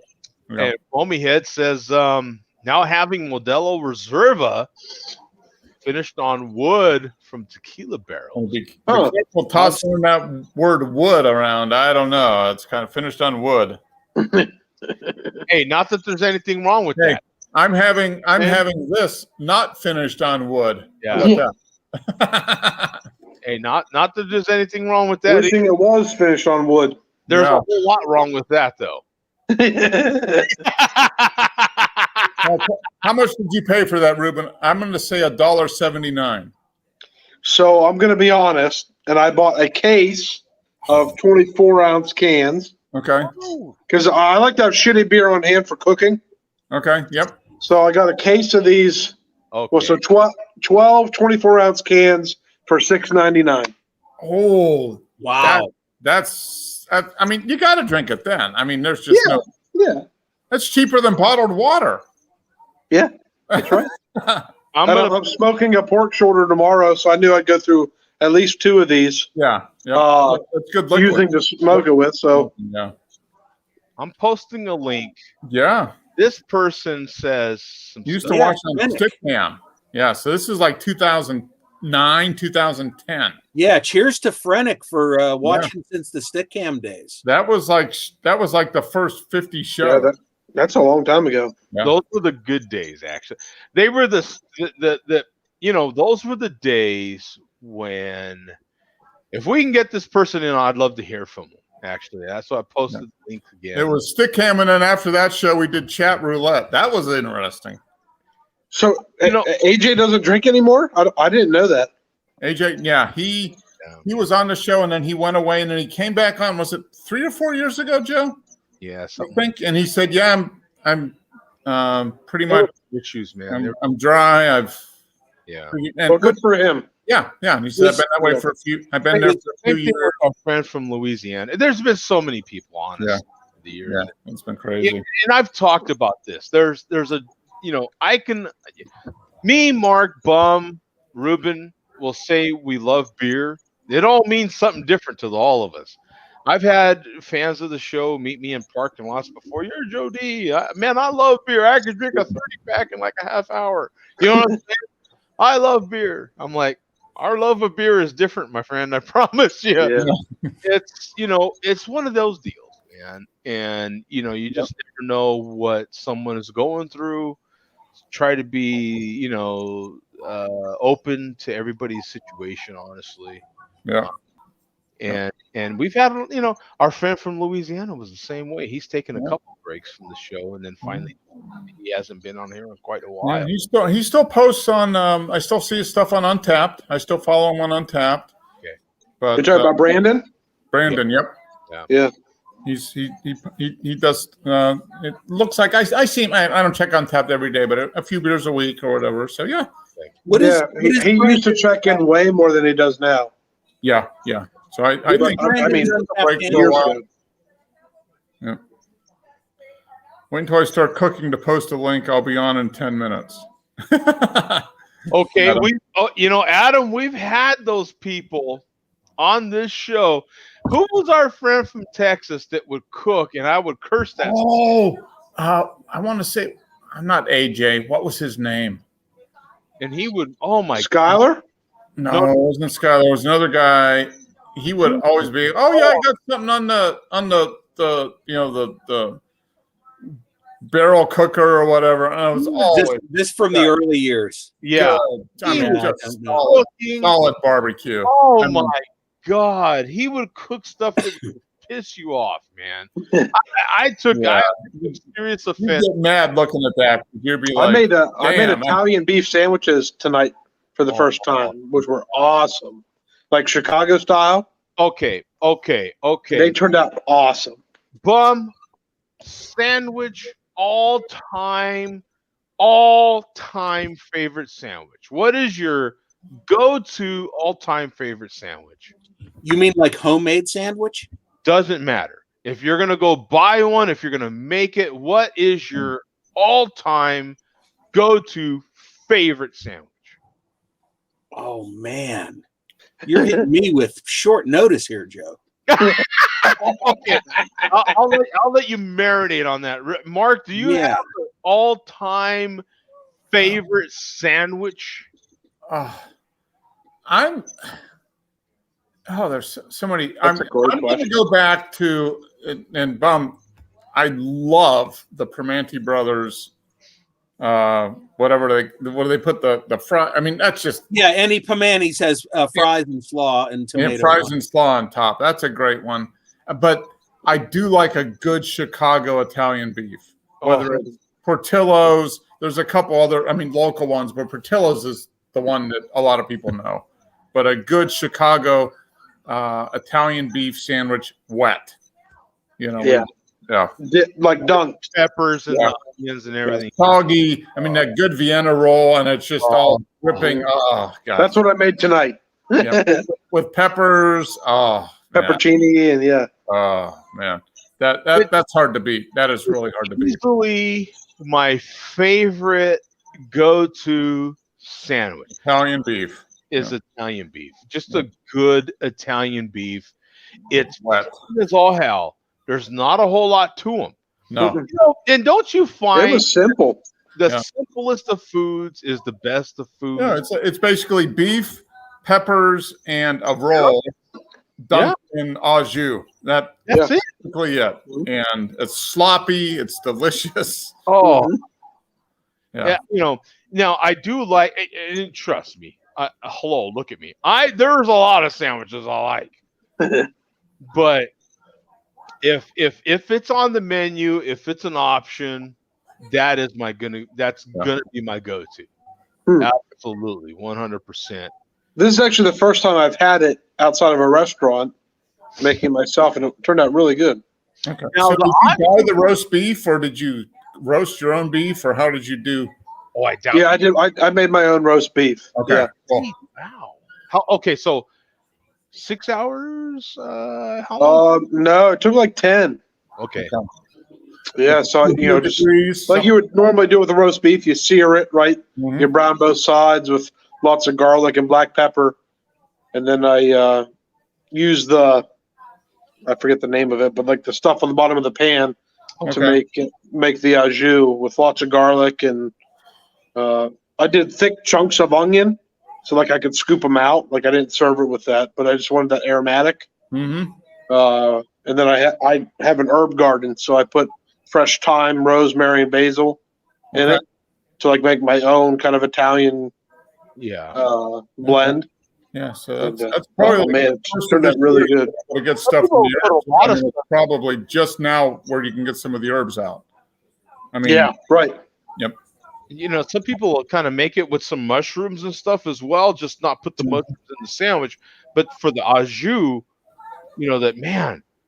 anytime I smoke anything on the grill, I put mushrooms and use that sauce to either inject with or baste with, or even serve on the side. So if I make a brisket, I always do a au jus sauce with mushrooms in it. It just turns out that like slight umami adds a great element to it. Yep. No. Oh man, yeah. You mentioned Italian beef. That's why I brought up the question, because it's that's my all time. If it's an option, and Mark knows we have Portillo's here, so I go to now. I've had enough Portillo's Italian beef where I'm good, but so I might get a burger or something else. I happen to love a good tuna fish sandwich too. Philly, Pennsylvania, to me, has really good hoagies, really good sandwiches. Yeah. You go to PA and you need to have a sandwich. To me, that's kind of one of those places. You're going to have a sandwich of some sort, especially Pittsburgh, a place like Pittsburgh, a place like Philly. You're going to have a sandwich of some sort. It's a blue-collar state, for Christ's sake. You're going to have a sandwich of some sort. That is, I believe, is it not the capital of sandwiches? Is it not where kind of sandwiches were invented? I don't know that. Is it not? I mean, I have kind of thought that. I have kind of thought that originally that is where the sandwich was basically accredited to be invented. I have no clue. No. I never heard that, but if I had to pick a sandwich, and it's not a play on the name, but a Reuben is my favorite sandwich. By far. No, roast, I like the Reuben as long as it's not on rye. I'm not a big rye. I like rye. So. I'm a big rye. Corned beef, a little Thousand Island. Yeah. Sauerkraut. Yeah. And real corned beef, not in a can, but real corned beef. Yep. I like a Reuben sandwich on sourdough. I mean, I would certainly take that up as well. Rye is the classic. Yeah. Any good bread, I'm going to be okay with. Yeah. No, it's classic on a rye roll. It's proper on a rye. Absolutely. Yeah. And a lot of people don't like rye though. Reuben or French dip would be my top two. Mm-hmm. It's interesting because a good rye whiskey, absolutely. A good rye beer aged in a whiskey barrel. Rye for me isn't necessarily not an option. It's something I really like, except in bread. I don't want to bite rye. Like I just don't. Yeah. That's so there is that. That's funny you say it because I think like a seeded rye has almost an anise kind of flavor to it, like a fennel flavor, which I'm not a big fan of. But like a marbled rye, I really enjoy. Yeah. Well, there you go. Yeah. Yeah. See, I like rye. I'm like in Pittsburgh, you can get the seeded rye salt rolls. Oh yeah. With the salt bagels, salt rolls. That there is something special. That just crushes it, and we don't get it here. I mean, there's special about okay. Forget about it. There is something special about PA. Okay, the whole state in general. You can get. I can think about different experiences I've had in the general, not necessarily in Pittsburgh, but in the greater Pittsburgh area.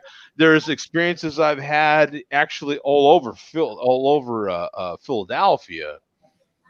As far as and they always involve a sandwich. And it's always a sandwich with PA. Yeah. They're gonna put thick bread, crap tons of meat.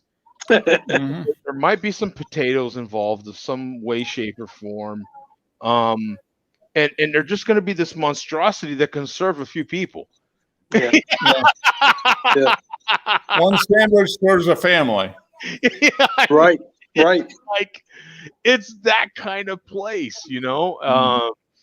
It's just I've had some of the best tuna fish I've ever had has been in Philadelphia. In Pennsylvania, it's just I would go to PA as much as I hated Philly. I hated going to Philly. It was always downtown Philly. It was the most violent little place I've ever seen.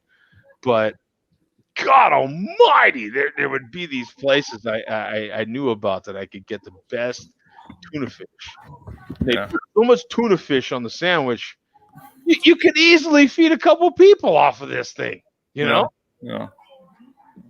And you never had to ask for extra mayo. Well, there you go, Joe. I got my answer. I've pondered what my favorite sandwich is. Oh, what is it? Yes. Yeah. Inspired by Reuben, who says he likes the Reuben. I've decided that my favorite sandwich is bacon on a Ukrainian roll with mayo.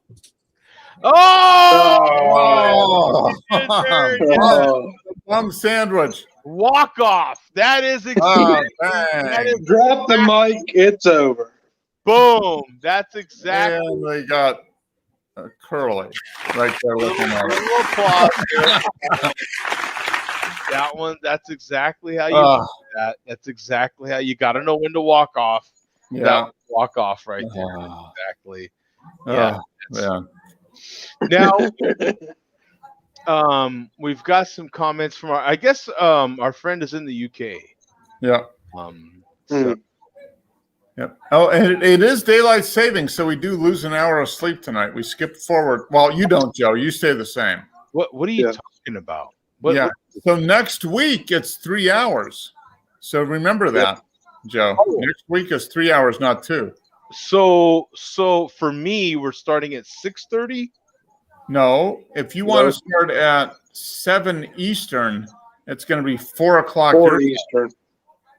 Oh, your time. Yeah. I'm going to have to start at 4 to do 7 Eastern, right? Yeah. It goes from 2 hours to 3 hours. Yeah. Oh. So. Wow, that's a major change. Yeah. So for me, okay, I get it. All right. Yeah. So the show's actually starting at 4:05 because 4:05. Yeah. We like to start, a little 5 minute. We got to have that 5 minute curve there. Okay. You know how it works. You once the cork is popped, that's it, son. You know what I'm saying? So I'll be back. Oh, did Mark take his turn too? Yeah. Me and Mark and now Joe. Yeah, I was folding laundry. I'm still the young buck, so I was folding laundry when I put my phone down. Oh, okay. Well, here, while those guys are gone, and I can say whatever I want to while they're gone. No, I will just show you what I am having now. My God, what a contrast from Southern Tier. Have you ever seen the Shake Shop? The Shake Shop series? No, I haven't. They've had Vanilla Shake Shop, and this is Strawberry Dream Milkshake IPA. Ooh, I bet that's awesome. Well, I'll let you know. I just had, I showed the blueberry sour I had, but then I had a triple hazy IPA from my local brewery, New Trail, called Field, and it turned out amazing. Hey, my prostate is fine. Don't say anything about it. So what's the ABV on that, Bum? 6.5. Oh, that's a nice percentage.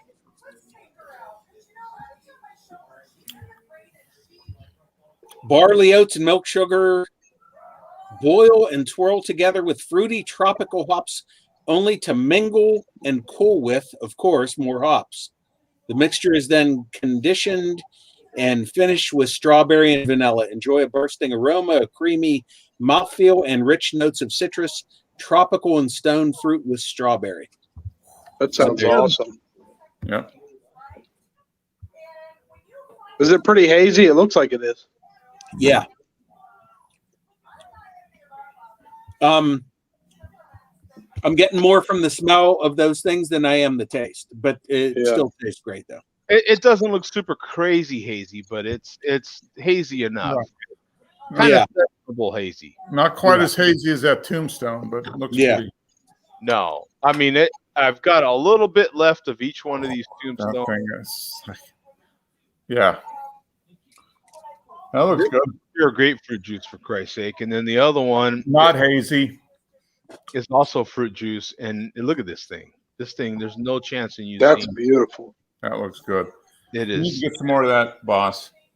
This is a very limited edition, dude. So yeah, this won't be around long.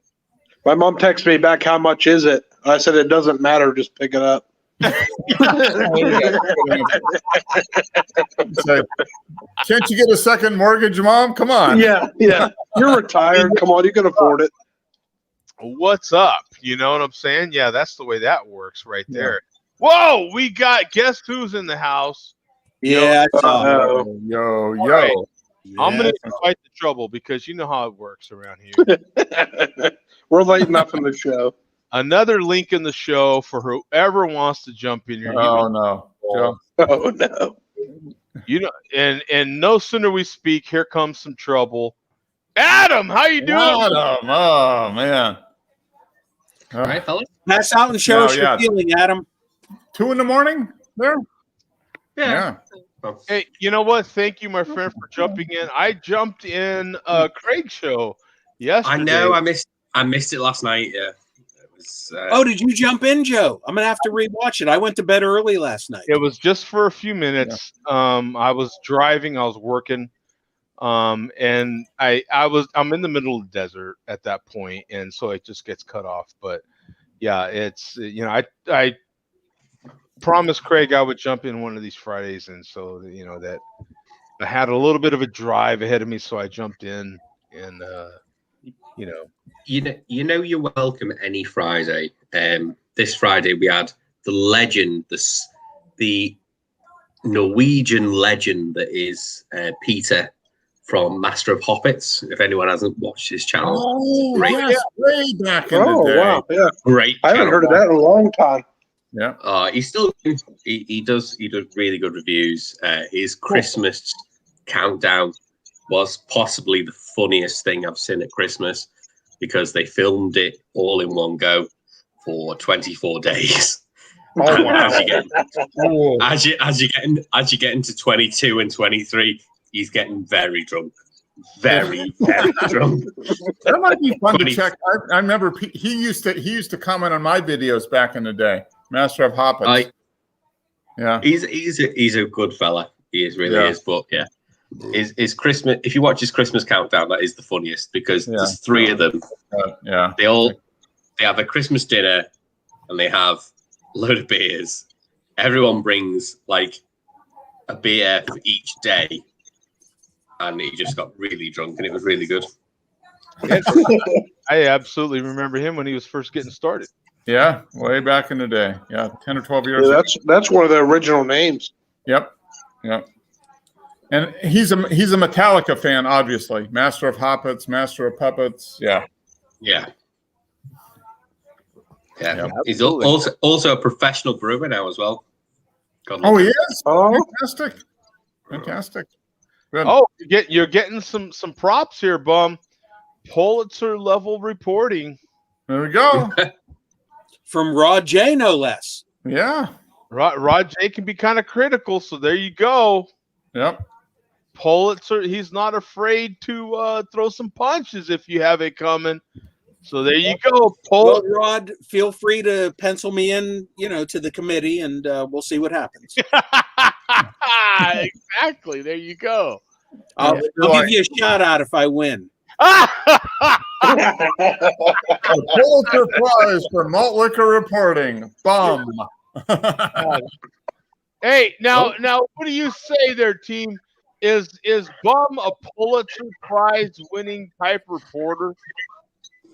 Is he a what? That's all you need to know, Bum.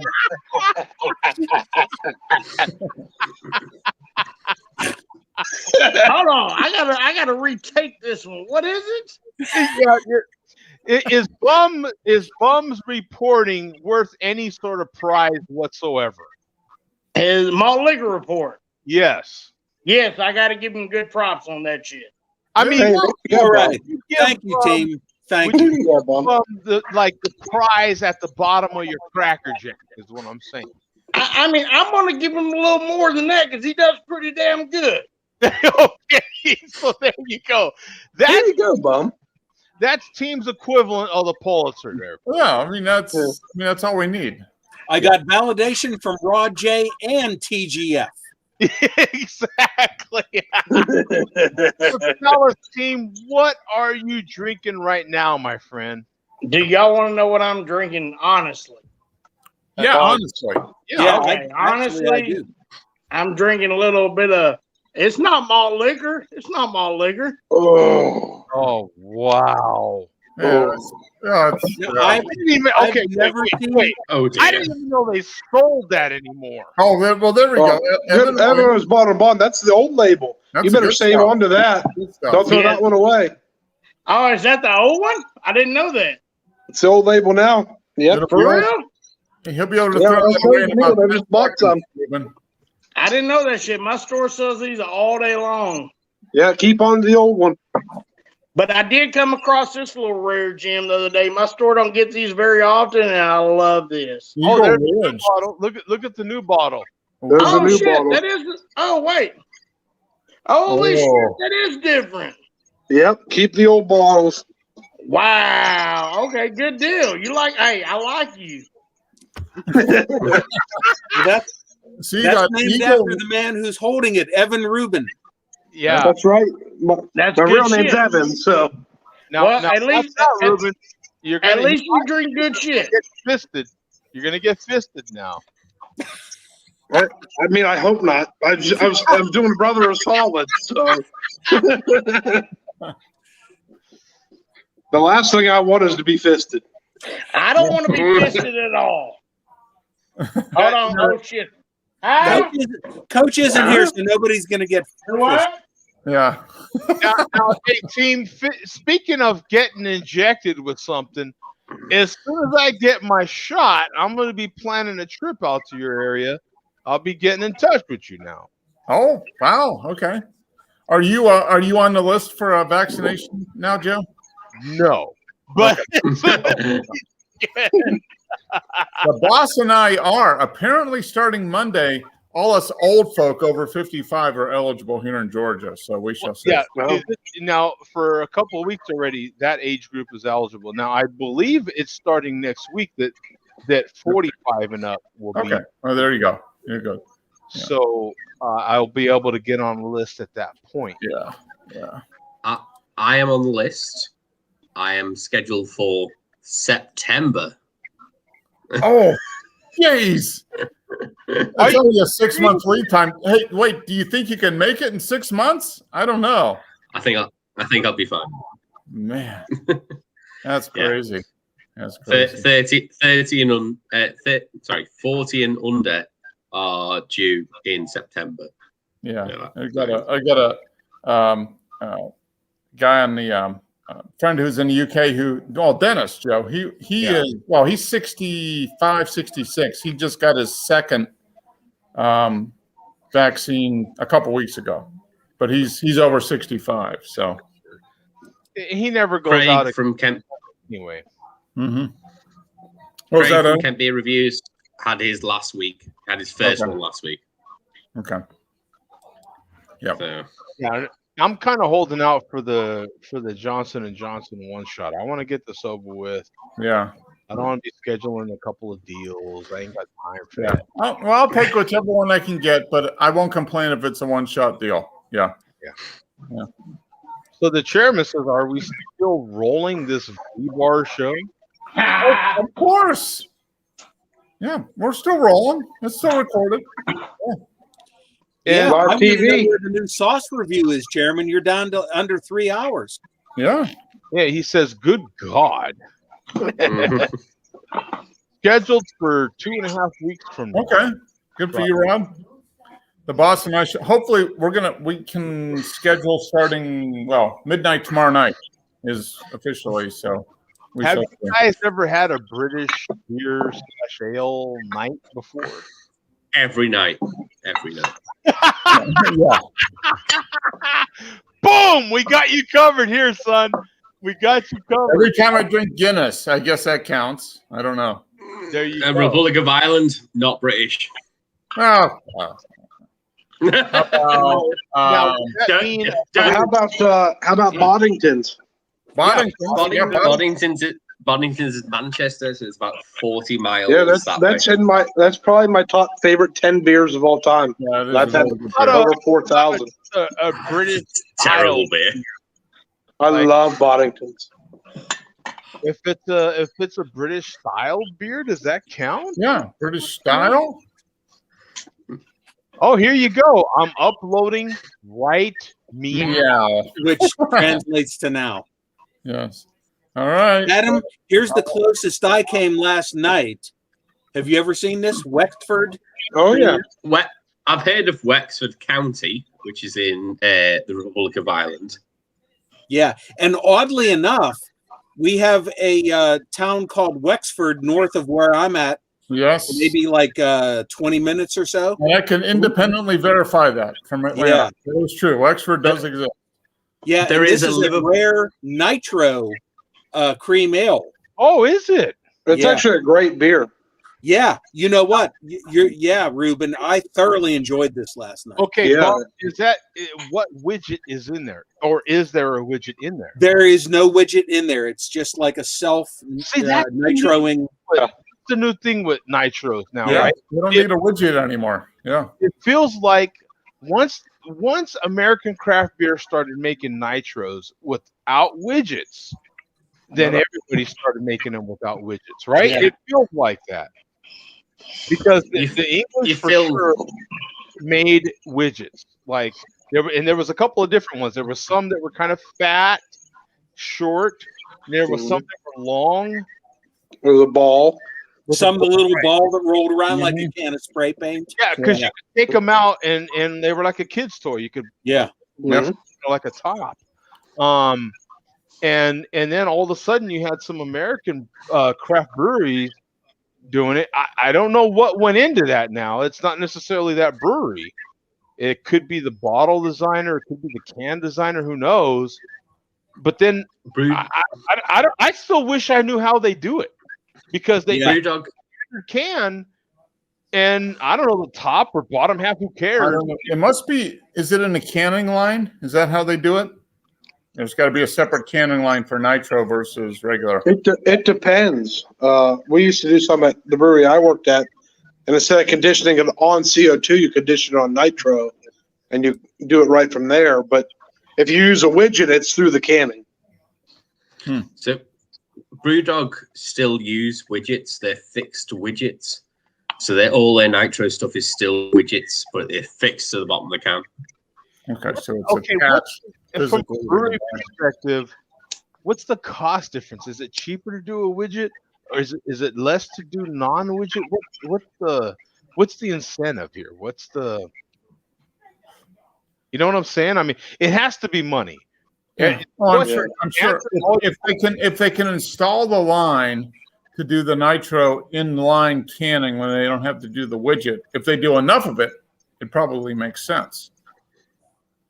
True. So. I think it's cheaper actually to do a widget because you order in such bulk volume of canning or bottles, right? So you're ordering millions at a time. So how does a widget actually work?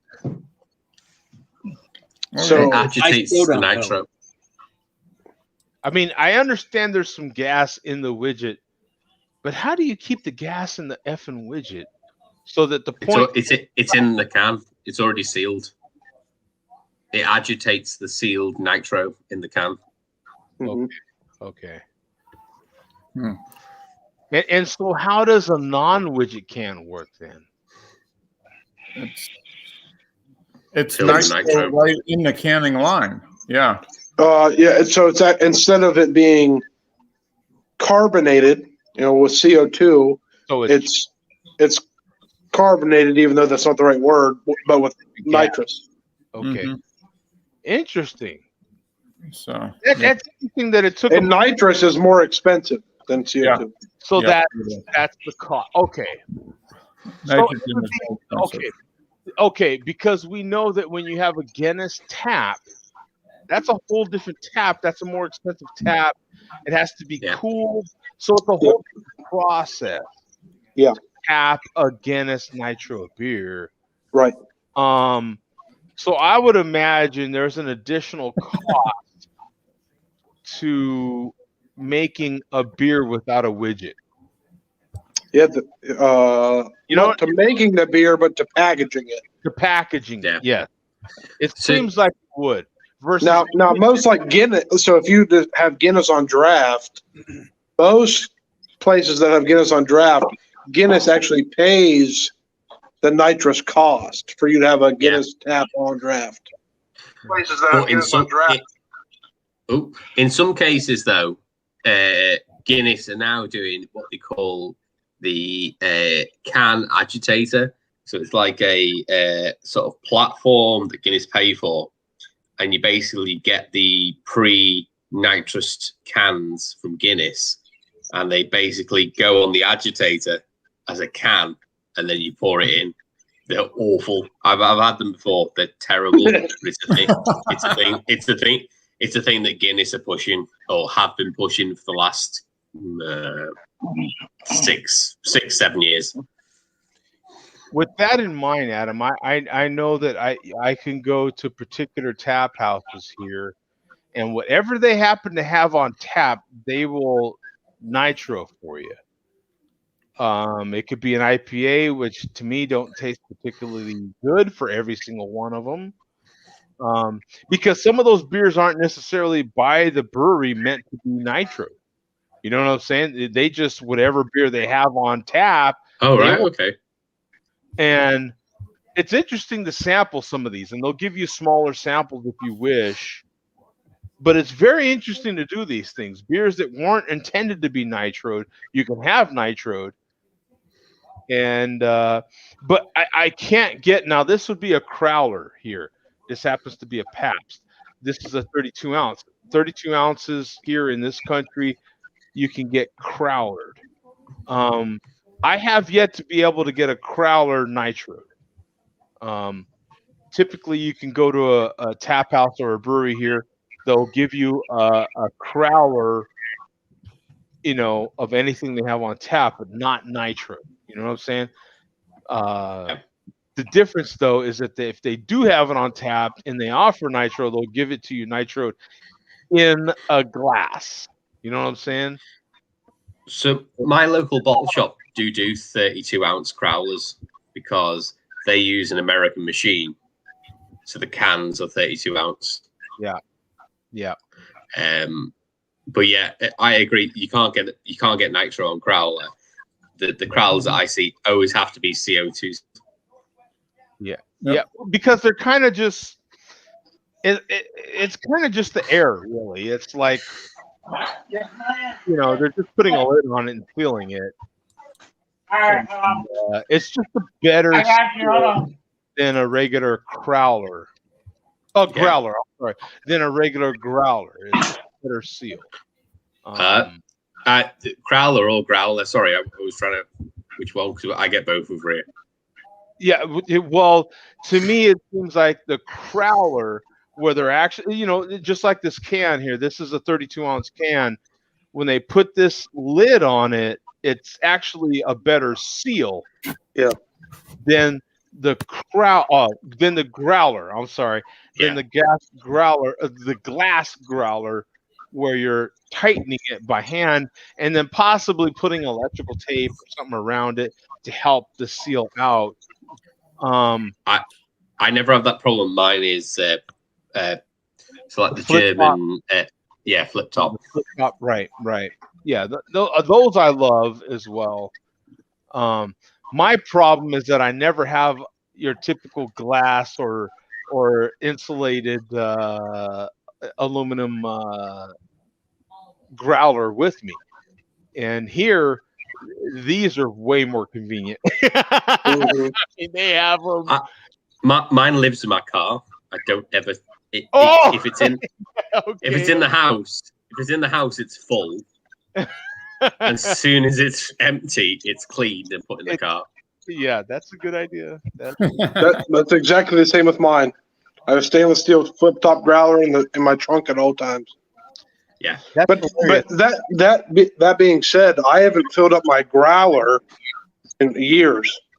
Yeah. No, I haven't. Well, a year since lockdown. Growlers I fill up all the time, but growlers definitely not as much as I used to. Yeah, growlers becoming much more popular now. Yeah. Oh, because there's no thought to it. You're out. They have them there. There's like no extra charge for a crowler. Yeah, and to your point, Joe, it's like it can last weeks as opposed to a day with a growler. Well, I did it here on this show. The last time I was at Jack's Brewery, I had him. Well, I had a couple of crowlers, but the one specifically that was high ABV, I opened it here on the show a month ago. That's the benefit to a crowler to me. A crowler, if this was a crowler in my tap, I could have this canned right there and not have to rush home, not have to keep it on ice, not have to do all these other things. It's canned now. I don't have to worry about it anymore. I can continue going to other breweries, having fun the rest of that night. And who the hell wants? Plus, once I crack this open, the chances are I can finish 2 beers. Yeah. I open a 64 ounce growler, that's a commitment, son. That was my word I was going to use, Joe. Commitment in a short amount of time to finish that off. Yeah, in such a short time. Yeah. So, you get like a double IPA or something. You're talking a hell of an investment of time. Yeah. You hope you have somebody to share it with. Yeah. You want to have at least a friend or two available to help you consume growler. Yeah, that's a lot. 32 ounce is the exception that proves the rule here in the UK. Generally, crowlers here are 500 milliliters, which in hang on, I've got the thing up. In 16.9, yeah, 16.9, right? Yeah, so that's the standard of crowlers here. They're generally 500 mil. Sometimes, in some cases, 440 milliliters instead. And they're essentially cans with manually adhered tops. Mm-hmm. Yeah. So those are a little more. Those are like 14 to 16 ounces, which is, if you get one of those, you can drink that by yourself. But if you get a 32 ounce of a high gravity beer, you probably want somebody else there. Yeah. Oh yeah. Most craft beer in the U.S. is coming in 16-ounce cans now. Yeah, a lot it is. Yeah. You've got Rod J saying don't even use growlers as much, and here they will even say they can't go up to 3 months. Yeah. If you keep them in the fridge, I would say a crowler would be for a month, maybe. A growler, maybe a week. Yeah. It just loses its carbonation. Your clock is ticking with a growler. Honestly, it's been a lifetime. It's been a lifeline though to some UK pubs and bars because they've been closed for months and months and months. Yeah. They have draft beer sitting in the cellar, so that's the only way they can offer it out is growlers. Even sometimes as a carton, they'll do it as a carton of 2 pints. You know what? So when I worked for a brewery, our first year we only did growlers, and you know within 2 years we tripled our size, just growler sales. Mm-hmm. Yeah. You know, I mean, people came for it, but I think the model has changed. Yeah. I think you're right. Yeah, the local brewery we go to has. Within the last year, because of COVID and everything, they've added a canning line, and they sell a lot of stuff by cans / growler / can, and they've been able to distribute to the local beer stores. And that's kind of kept them going. No. So I don't want to go over there. I don't want to ask her to come over, but. I think it's team. Yeah, that's team. Yeah, I heard it. I'll be 2 seconds. I'm just going to get into the beer. Bum's on his burner account. Still more than I says. I have no clue what he's talking about. I don't know. Let me see. Yeah, the chairman says I actually cracked open a St. Ides, unlike you, bum.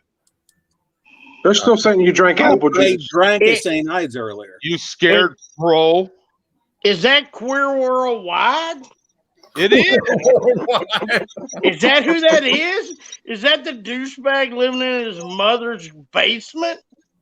Quote, I think you might be right. General consensus is that Bum, he spelled R wrong, right? Yeah. Our is, I think, what he meant. But you know that's Malt Mustang is Malt Mustang is only semi-literate. Yeah. Tell Literate's a that pretty big motherfucker word to for pay him. his mother rent. Rod Jason meant to say growlers up to 3 months. I think growlers can last that long. Yeah, growlers are Mother F you team, white trash. Pay your rent, motherfucker. Pay your mother. There we go. Pay your mother. Maybe that's how he paid. She's fucking lonely homeless people to pay your rent. Pay your mother. Maybe that's how he pays her. I'll take this shot for your mother and or fuck her lonely whore ass.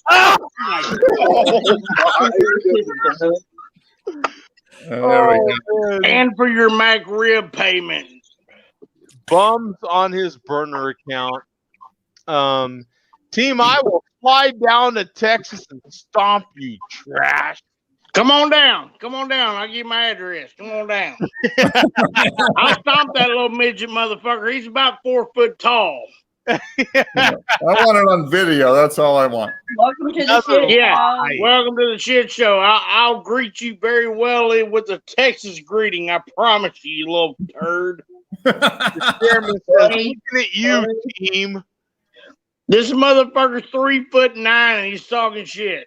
He calls you a fat POS. I living with his mother. $5 foot long. Exactly. Hey, team, he says, I'm booking a ticket right now. Come on down. Come on down. Hey, that's what the Share Beer Shoe does, is bring people together. Oh, yeah. Hell yeah. Hell yeah. But, I mean, if a motherfucker needs to get stomped, I'll stomp a motherfucker. I promise you. The chairman says Texas will be liberal like California. Well, he lives in a liberal state anyway, so he loves that shit. he lives in a liberal ass state. He's a liberal too, so it don't make a fuck. He posts all that Trump shit, but he's a liberal fucktard. I promise you. He's a fucking libtard. I promise you. You know, Bum, you might have to include some of this show on your Yeah. Hey, team. What's up, Did you know Bob? that I only live about 4 hours away from the chairman? Well, you need to go up there and whoop his ass before I do. Where's he live at? He lives in, actually, Ruben, he lives real close to only you. like 2 hours. Yeah. away from you. Where's he live? In New York? He That little lives fucking in, little pipsqueak? Bloomsburg, PA, Ruben. He's close Oh to you. my gosh, she's like my neighbor. Hey, have y'all seen him? He's a little bitty bitch. Hey, If he's an hour from me, that I'd be surprised. Hey, here you go. Leave your address, team. He's a little pipsqueak motherfucker. Have you ever seen him on them videos? I'll slap the shit out of him, knock him out one time. Thanks, brother. I should meet up with him. That'd be funny. Thanks, Sure, brother. I'm trying to tell you, you will be a liberal, team. No, I got a liberal in my pants for you. It's going to turn you to a Republican after that, buddy. I'm going to choke your Democrat ass out. New JJ video just dropped. Nah.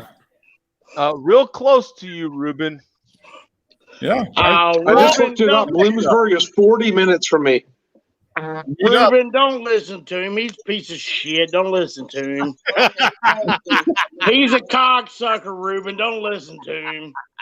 No, I won't. All he's I thinking won't about is listen to Mac rib with dick.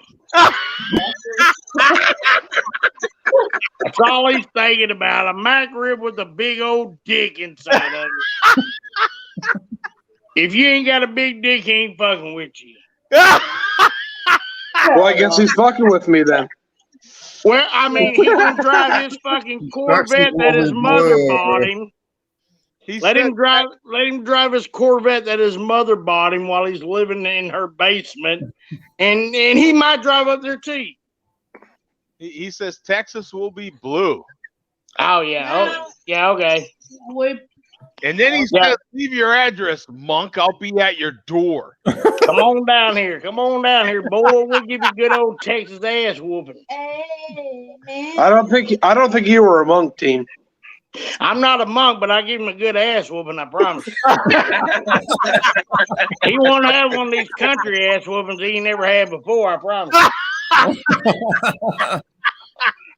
We like to fight them bugs. Well, I beat the shit out of them. And then what? Then he's just gonna be sitting there drinking his malt liquor by himself. I promise. Beat your wife, like beat your wife. I'd Hey, like Adam, to beat you're the shit out of that little fucker. You're getting a little picture of America right here. Yeah. I'd like to beat the shit out of that little motherfucker. I promise you. Future of America. Yeah, it is future of America. That's the horrible thing right there. That's the bad part. That's the bad part. America. Is your wife egging you on? The wife is speaking. America. Oh, hey, we got to see Team's wife here. Team, which you're not including the wife in here? No, it's just me. Oh, okay. Adam, you're getting the full picture right now, man. This is 13 months ago. I was in Texas, so yeah. Come on down to Texas. I'll show you a good ass whooping.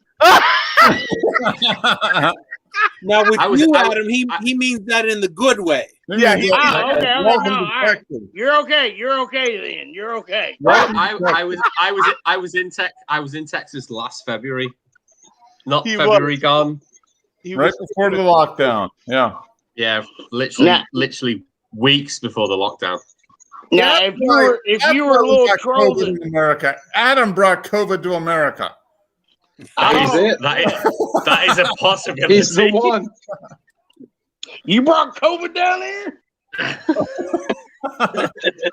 I'm just playing. I'm fucking around. Okay, team. The chairman says, "Who won the Civil War, team?" His mother won the Civil War on my nuts. Oh! That's who won the Civil War. She took the big golden load, I promise you. She took the white load. All over the chin, all like this. Wow. It was right a big 5-roper right here. I mean, I busted knuckle babies all over her face, I promise you. And she asked to lick my turd cutter, and I said, "No, you ain't, bitch, you nasty motherfucker. You want to lick my turd cutter, you can get the fuck out of here." Oh, my. You know, I think it was about 5 years ago when I first started appearing on the show. I told some of my friends that I was going to do this, and I was like, "Oh yeah, it's cool. You can let your kids watch. It's fine." No, don't let the kids watch. Don't let them. Well, not now. Not now. Oh my God, that is too hilarious. There was a very long period of time where there was no swearing on the show. There was no I can't swearing. hold my mouth. I can't hold my mouth. I just speak that way. Oh, Zach occasionally swore, but nobody I don't else swear that on the show. much. so show that pig, team. Show I that speak pig. nice. You put lipstick on a pig, team. Oh, that's a big one right there. That's a bad one. That's a bad one right there. Holy He shouldn't insult his mother like me that. on that one. Yeah. You got me on that one, bro. So Havana He says, shouldn't insult his mother like that. What is that? Sabres are winning. Sabres are winning. Sabres. Yeah, Penguins and Sabres are playing hockey now. Shout up, Adam, UK trash. Adam, you're UK trash.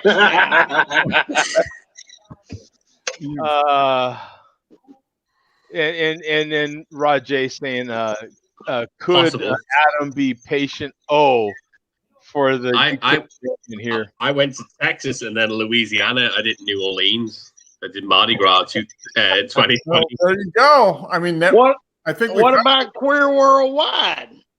Yeah, exactly. Yeah, that is. Oh my God, that's too funny.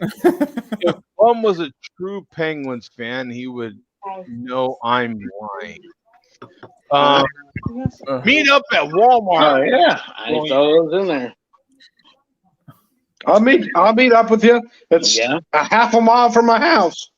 Yeah, I say you guys need to go to a Little League World Series game together. That would be fun. We can do that. Yeah. If you really want just send me your knuckle sizes. I know a guy. We can send a beer mail of like brass knuckles. If you want. I would even stoop as low as having a malt liquor with these Steel Worldwide. There you go. Steel. Bum is still sober. That's your wife, T. And he said, I know Ruben.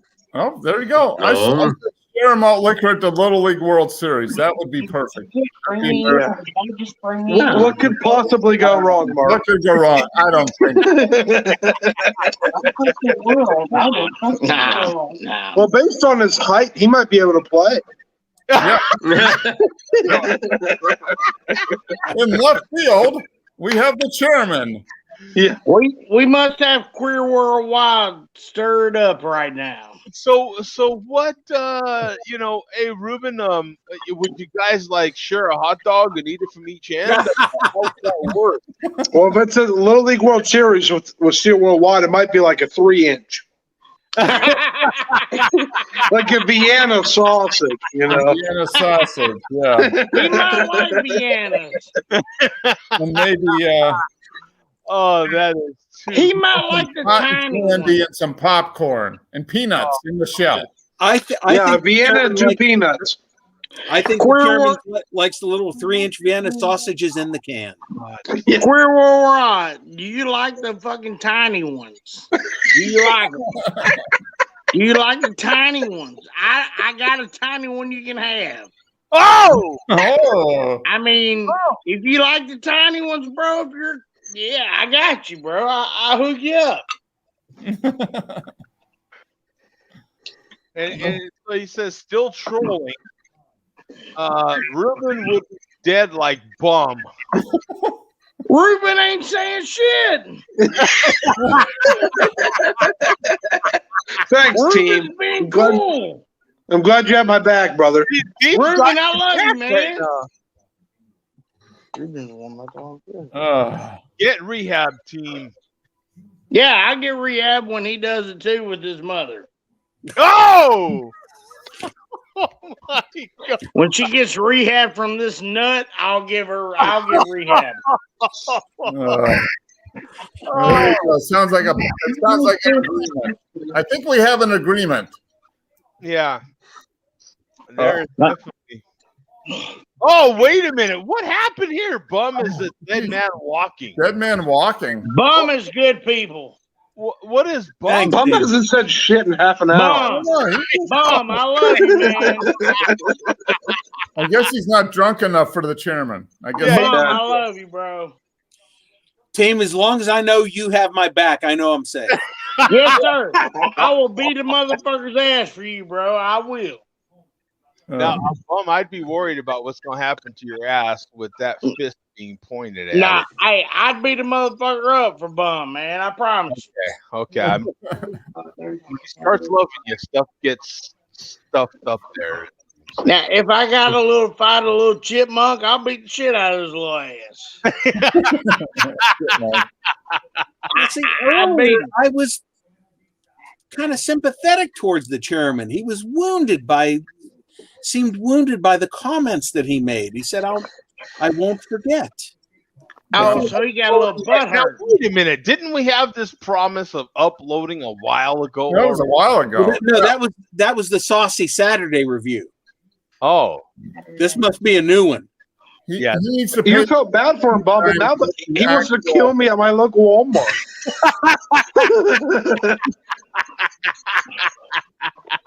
I tell you, it's not even a super Walmart. It's a fucking neighborhood grocery bullshit. Yeah. It's not even a real Walmart. It's like a mini Walmart. It's like a mini Walmart. If that pipsqueak motherfucker ever came down there, I'd beat the shit out of his ass. I promise you. Texas is a liberal. He wants to fly. He wants to book a flight here. Come on, motherfucker. Texas is open. I promise you, we're open. We're open. Come down here. What kind of? Oh no. Come on down here. I'll give you a good Texas greeting. This is so serious. Liberal. Beat the fuck out of your little pipsqueak ass. Politically, it's liberals and conservatives and all these sorts of things. What's the political kind of battle over there? Across the Where at? Well, political battle. It's it's the Tories, also known as the known as the Conservatives versus Labour Party, and at the moment, the Conservatives, also known as the Tories, have been in charge for years and years. I live in a Labour area, so the area that I live in has been Labour for 30 years. But yeah, Conservatives are the equivalent of Republican, basically. And those battles are well documented. We've heard about those battles for sure. They're literal battles. They're literal wars. People have died over this stuff. Yeah, I'd say Labour started with the invention of sort of unions. That's how Labour started. It was through unions. So people died starting unions, and that's how that's proceeded. I'm middle of the road. I'm neither a Conservative nor a Labour supporter. Yeah, I was Liberal Democrat for years until the last 4 years, where they had their chance of being in charge with the Conservatives, and they showed that they had the equivalent backbone of a jellyfish. So I just the jellyfish. I distanced myself from them, and I've been sort of I vote for different parties. Green, because I really like their retirement plan, but some of their stuff is not realistic. Sometimes I vote for independents, but yeah, I'm middle of the road voter. I'm not really the typical voter in the UK. Well, I think Steel Worldwide has you pegged, though, Adam. He says in the comments, bow down to the Queen, Adam. That is true. I don't think he understands how the British system works. The Queen is always in charge, irrelevant of which party is in place in Parliament. Check into rehab, you deadbeat dad team. I'm there with your mother. Bow down to the Queen, Adam. Me and Steel, Queer Worldwide, me and his mother's right here at fucking rehab. Team is gave me a behind blowjob. on his child support. Team, have you given her the 12-step program? Not Queer Worldwide's mother just gave me a blowjob, and I'm feeling good, and then my 12th check. I think that's step 2 in the 12-step program. That is. Well, I mean, you'll get that next your next round. She'll give it to you, and then you'll be out. I just got out. Or got off. So I mean, it happens. It happens. Light up another one, POS. 12 steps. Yeah. Let the comments fly. This is great, I swear. This is great. Okay, guys. Well, we're out of here for today, man. And remember, what is it, Mark? October? I'm sorry. Oh, no. March. April 10th. April 10th is show 600. Show 600. So pencil that in. Screw pencil. Pencil neck that in. Pencil neck that in your pencil neck that in. April 10th, show 600 is a big deal. So that is 600 of these things, kids. How long? Crazy.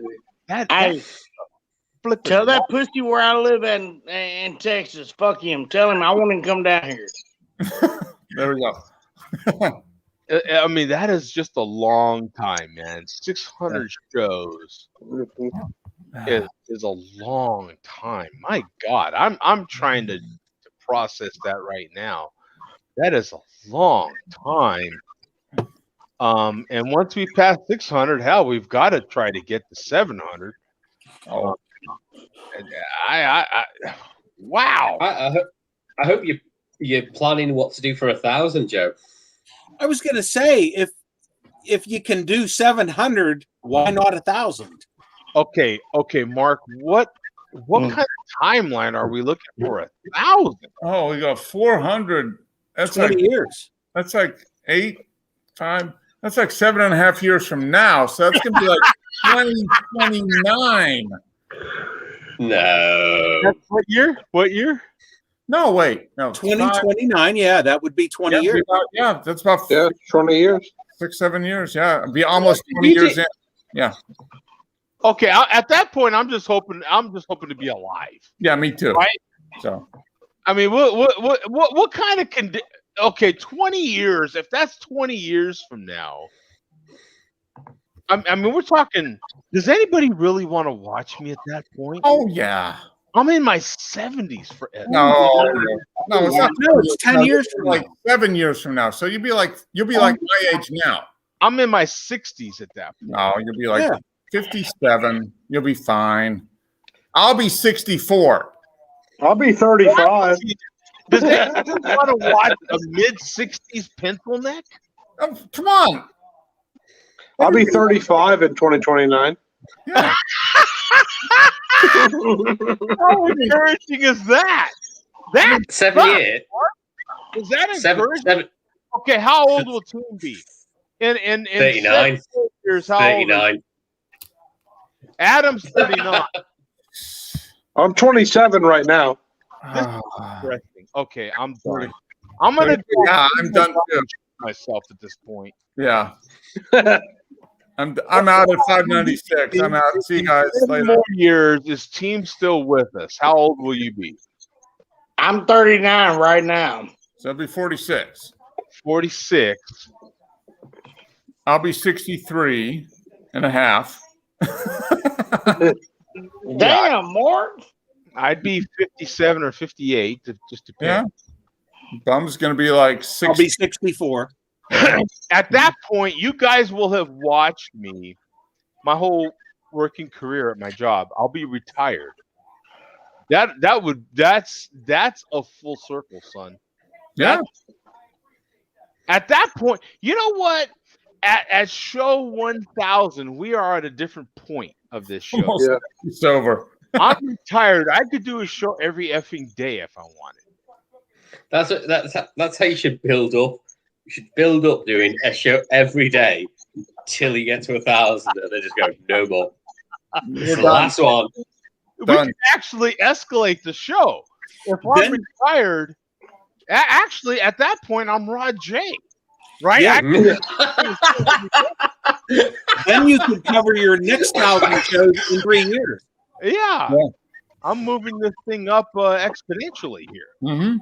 I'm on Kentucky time at this point. Yeah. This is we'll have to. Wow, team's real. I mean, the chairman's really blowing it up here. Yeah. Well, this is all he has left at this point. Yeah. To write the check. Light up another one, POS. 12 steps, team. Yep, cut the feed. Team, I will get you. Ooh. Come on. Address me. Air quotes. Not a threat. Are you gonna do that from his mother's basement? Promise. That's not air quotes. That's a promise. That's a pointing to you. He gonna do that from his mother's basement, I guess. Gold Dirty Harry to your dome, team. Bum will still be sober. Sorry, can't help it. Yeah. I'm trying. I got a death by coconut. Rest now. in peace. Can't help it. Well, you got Death by Coconut's good stuff. And team, you're fat. Come on, baby. Come on, baby. What? Wait a minute, Mark. What kind of comeback is that? Team, you're fat. That's like grade school. Maybe it was a PH. Third grade, for Christ's sake. Well, that was what we were referencing earlier, as far as his lack of comebacks to Havana. Face to face, team.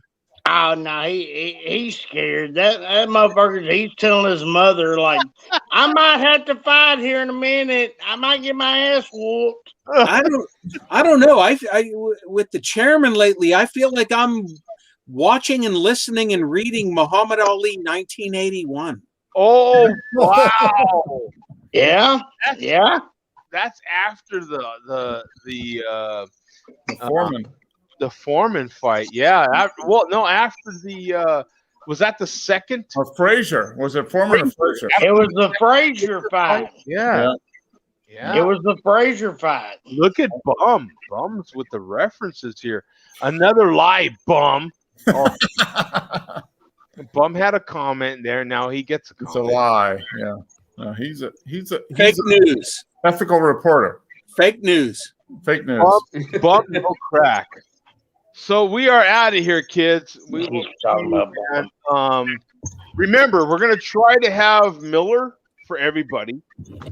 Everybody have a Miller beer if you can. We haven't decided on the second beer yet. We need to have multiple beers, of course. Miller, the champagne of beers, American beer. So Miller High Life, right, Joe? Yeah, Miller High Life. The proper right there. Champagne of beers, right there. You can all get it. There's a few of us that are going to have another particular beer, but for the rest of us, it's Festivus, and so we will have High Life, champagne of beers, and another beer to be announced, TBA, right? So we're doing like Miller High Life, another beer that we're agreeing upon, then like a special beer? Yes. Okay. Yeah, something like that. Out of the cellar. Yeah. Yeah. Okay, guys, we'll see you, man. Peace out. See you guys. Great show, guys. Good night. Great report, Bum. Absolutely. Thanks, Ruben. Good night. Great report. Night.